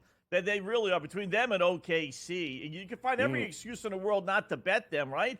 But then at the end of the day, all they do is end up winning and covering. Oh, it's too big. It's on the road. It's 3 games in 4 nights. It's this, it's that. And then they walk away with a 120 to 105, covering 3.5, 4.5, 5.5, whatever it is spread on the road and at home. So I'm going to bite. You know what? You're getting the best team in the NBA in the Eastern Conference anyway. Basically a pick 'em odds. Houston's not been great at home lately. 3-8 against the spread their last 11 home games. And Cleveland 19-3. Straight up their last 22, and one of those was against OKC, which is obviously excusable. So I'm getting the best team record-wise anyway in the East against, a good Houston team, but I'm not ready to put them on that level. Give me Cleveland. This is the type of game that Donovan Mitchell does well. It's not that much fanfare. The games against OKC when the whole world is watching, forget about it. But this is a game where Donovan Mitchell might stand out. Give me Cleveland basically. You pick them on the road, Joe. Yes, and some of these other numbers. I mean, again, Utah getting 16 and a half against OKC. I mean, OKC can probably name its number, but can we run to the window and lay it with them in this spot? No, I'm not going to do that. I mean, listen, I would never bet Utah, right? But I will say this: the Jazz actually against the spread 12-4. Yeah. In fact, if you look, this is how crazy the NBA is, Joe. Out of the top 11 teams in the NBA, 6, if you want to include Detroit, they're 1 game over 500. So to be fair, they're over. But 5 of the top 11 have losing records. And when I mean losing records, I mean like the Nets, Portland, Utah. I mean, the worst of the worst actually against the spread are doing great. So it's crazy. It really is. So, but I'm not going to touch the 16, not going to lay it. Give me the over 231.5, Joe. OKC 6-1 over their last 7. Utah 15-6 over their last 21. It's not bad. Hopefully we can get 100 points, 100 plus, 105, 110. And I'm figuring, OKC at home is good for 120. So give me the over 231.5 Utah against OKC. Yeah, I like that. I like that look a lot here. The poor Golden State Warriors, man, just have nothing surrounding Steph Curry. This is not a good team. Now they got to go to Sacramento, who's playing I mean, go figure. You fire your coach, Doug Christie steps in. This doesn't even look remotely close to the same team prior to him being fired, but yet here we are at home. Can they name their number? Yeah, normally, Joe, this is a great bounce back spot for Golden State, right? You not only lose at home, you lose by 40 at home to the Celtics. I mean, that is an automatic bettor's dream. You bet on them, but man, they're just so bad. You can't do it. Every good spot, you think they're going to bounce back, come up with a great effort, and they just continue to lay an egg. So I can't do it. I can't take the 7.5. I'm going to go under. This team can't score. That's the bottom line. Get a load of these numbers, Joe. 21-9 under their last 30 games. 12-1 under their last 13 road games. You know what? Sacramento could score, but that's a huge number, 230. I'm thinking maybe 120, 105, 115, 110. Give me the under Sacramento and Golden State. Yeah, I agree. And of course, the Celtics and Clippers, we talked about it earlier. Good luck finding anybody healthy enough to play with the Clippers. I mean, this is another one of these lineups, Scotty, where you're like, I got no Norm Powell. I've got basically no Kawhi. So who's scoring here tonight for this team? No Paul George, which I know is on a different team now, but it's the Clippers. You got to name Paul George every single time, no matter who he's playing for, right? So I normally like to go over in games like that, but the Clippers are just too strong of an under team, and so are the Celtics, believe it or not. I think them, and some of these other teams are victims of just high numbers. Celtics, 18-5 under last 23 on the road, including 10-2 last 12.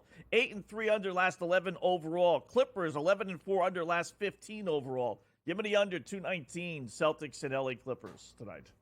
Are you fading my Florida Panthers against the Kings tonight? Is that what I'm understanding?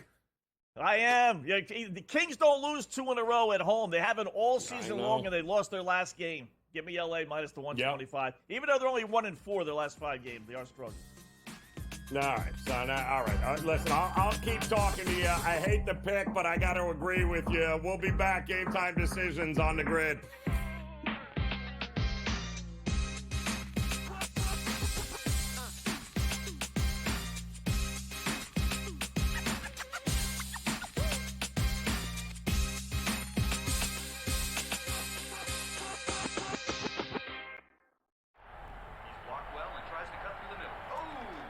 Your gut says Miami is going to win, and you should take the over.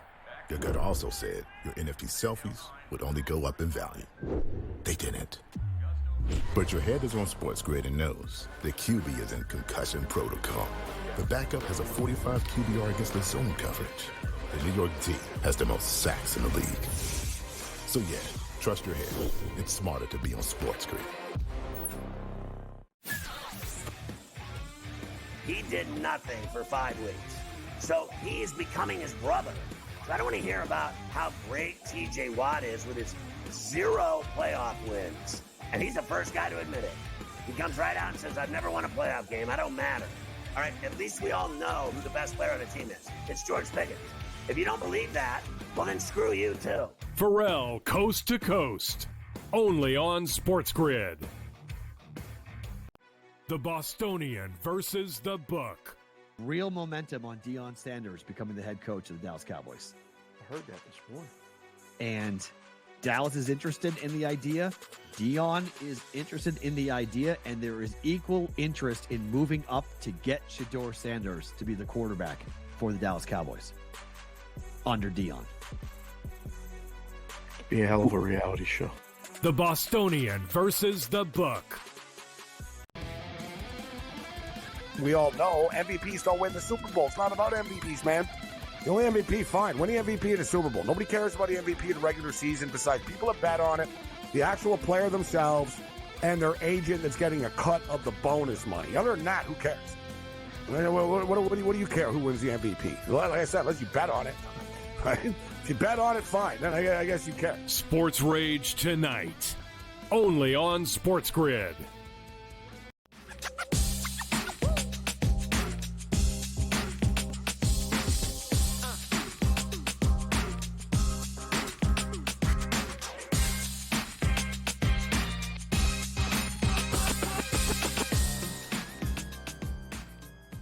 All right, welcome back in here. We still got some college basketball to talk with our good friend Scotty Wetzel for. We pass the baton. He'll take over here. In Game Live is coming your way. And Scotty, let's talk about some of these college hoops game. Colorado State at home taking on Boise State. Kind of a pick'em game. Who are you picking? Yeah, I don't. By the way, I'm doing well so far in college basketball. I don't know if that's good news or bad news, because you could say, well, is that really going to continue? Or is it just one of those nights and everything all hits, right? So I'm not exactly sure, but I'm going to grab Colorado State. You're getting a 1.5 at home. They're a pretty good home team. I got 19-3 at home, getting back obviously to last year. Only 5-2 this year, but still they're generally a good home team. It's an even matchup. Colorado State's 5-2 in the Mountain West. Boise State 5-3, and I'm getting a 1.5. To me, they should be favored by 2, 3 or more. Boise's had some success against Colorado State, but I'll take C-State getting a 1.5 here, Joe, at home. Interesting one. Ole Miss there taking on Texas A&M at home. They've been phenomenal at home, Scotty, coming off a overtime loss against Mississippi State. Do they bounce back here, Ole Miss, tonight? Yeah, this is a good spot for them. They fell way behind. They rallied. They tied it. You went to overtime. They still ended up losing to their rival. They faced A&M. Good team, 14-4. They got Wade Taylor back. He had missed 3 games, injury-related. He's their best player by far, all SEC guard. But it's not easy winning on the road in the SEC. It really isn't. I don't think Ole Miss is going to lose 2 in a row. Maybe if they had won, by a gazillion points over their rival. But I'm thinking that they lost, that they're going to be all fired up. They're at home. Again, you're getting them basically a pick-up, -2, 2.5. Give me Ole Miss at home to win, by 5 to 7 points. All right, liking them to get it done here. And then, of course, late night out west, Nevada taking on Utah State. Feels like a lot of points here, Scotty, that we're giving Nevada. Yeah, Utah State's good. I'm 16-2, but I'm not going to lay, because Nevada's not a bad team, and these Mountain West late games, boy, they always seem to have like road winners. So I'm going to go with the over here, Joe. It's 141.5. It's not a bad number. The last 13 meetings between these two teams, 10-3 over. So Utah State, is going to play well at home. They're 9-1 at home. So are we going to get anything out of Nevada? And I think we will. So give it the over 141.5. Like I said, 10-3 over last 13 that they've played against each other. I like it. Looking to get it done. All right, Scotty, get out of here. We're going to see you here in a couple of minutes for In-Game Live, as he'll have all the action for you. Him, Dave Sherapan, and the crew will keep you posted on everything that's happening NBA-wise. Couple games getting ready to tip off here, top of the hour. Plenty of great games at the break in college basketball, including the University of Florida down right now at the break to South Carolina. They were an 11-point favorite in that game, and, well, it's not going according to plan. They're down 36-29 in that game right now. They're down 7. Can the University of Florida come back and win that game there? You also have Clemson handling business at home against Syracuse, 48-28 in that one. And the Johnnies in Madison Square Garden, down 10 against Xavier right now. Wow, 40-30. Xavier on top of the Johnnies. That game is in Madison Square Garden. Can the Johnnies and Rick Pitino's gang, can they get it back here? Oh, boy, that's a big deficit right now, but we'll see if they can do it. And, of course, we'll have all the action there, as well as the NBA, in which the Pistons on top of the Hawks, Suns blowing out the Nets already, and the Minnesota Timberwolves, Dallas Mavericks, they are all tied up a couple of minutes into the first there. Still to come, maybe the game of the night with the Rockets and the Cavs. Looking forward to that. Charlotte Hornets, Memphis Grizzlies coming up, as well as the Utah Jazz and the Oklahoma City Thunder. And a bit of side news for you. Talk about dysfunction. How about Miami, the Heat, and Jimmy Butler? Imagine being paid $50 million and acting like a petulant child, which is pretty much what Jimmy Butler has done as he missed a team flight and now is suspended once again for a couple of games for missing and running late to a team flight. You can't make it up. Unbelievable that this is happening under Pat Riley's watch, but that's exactly what's happening with the Miami Heat. Enjoy the games. Game Time Decisions. We'll be back tomorrow here on the Grid. Good luck tonight.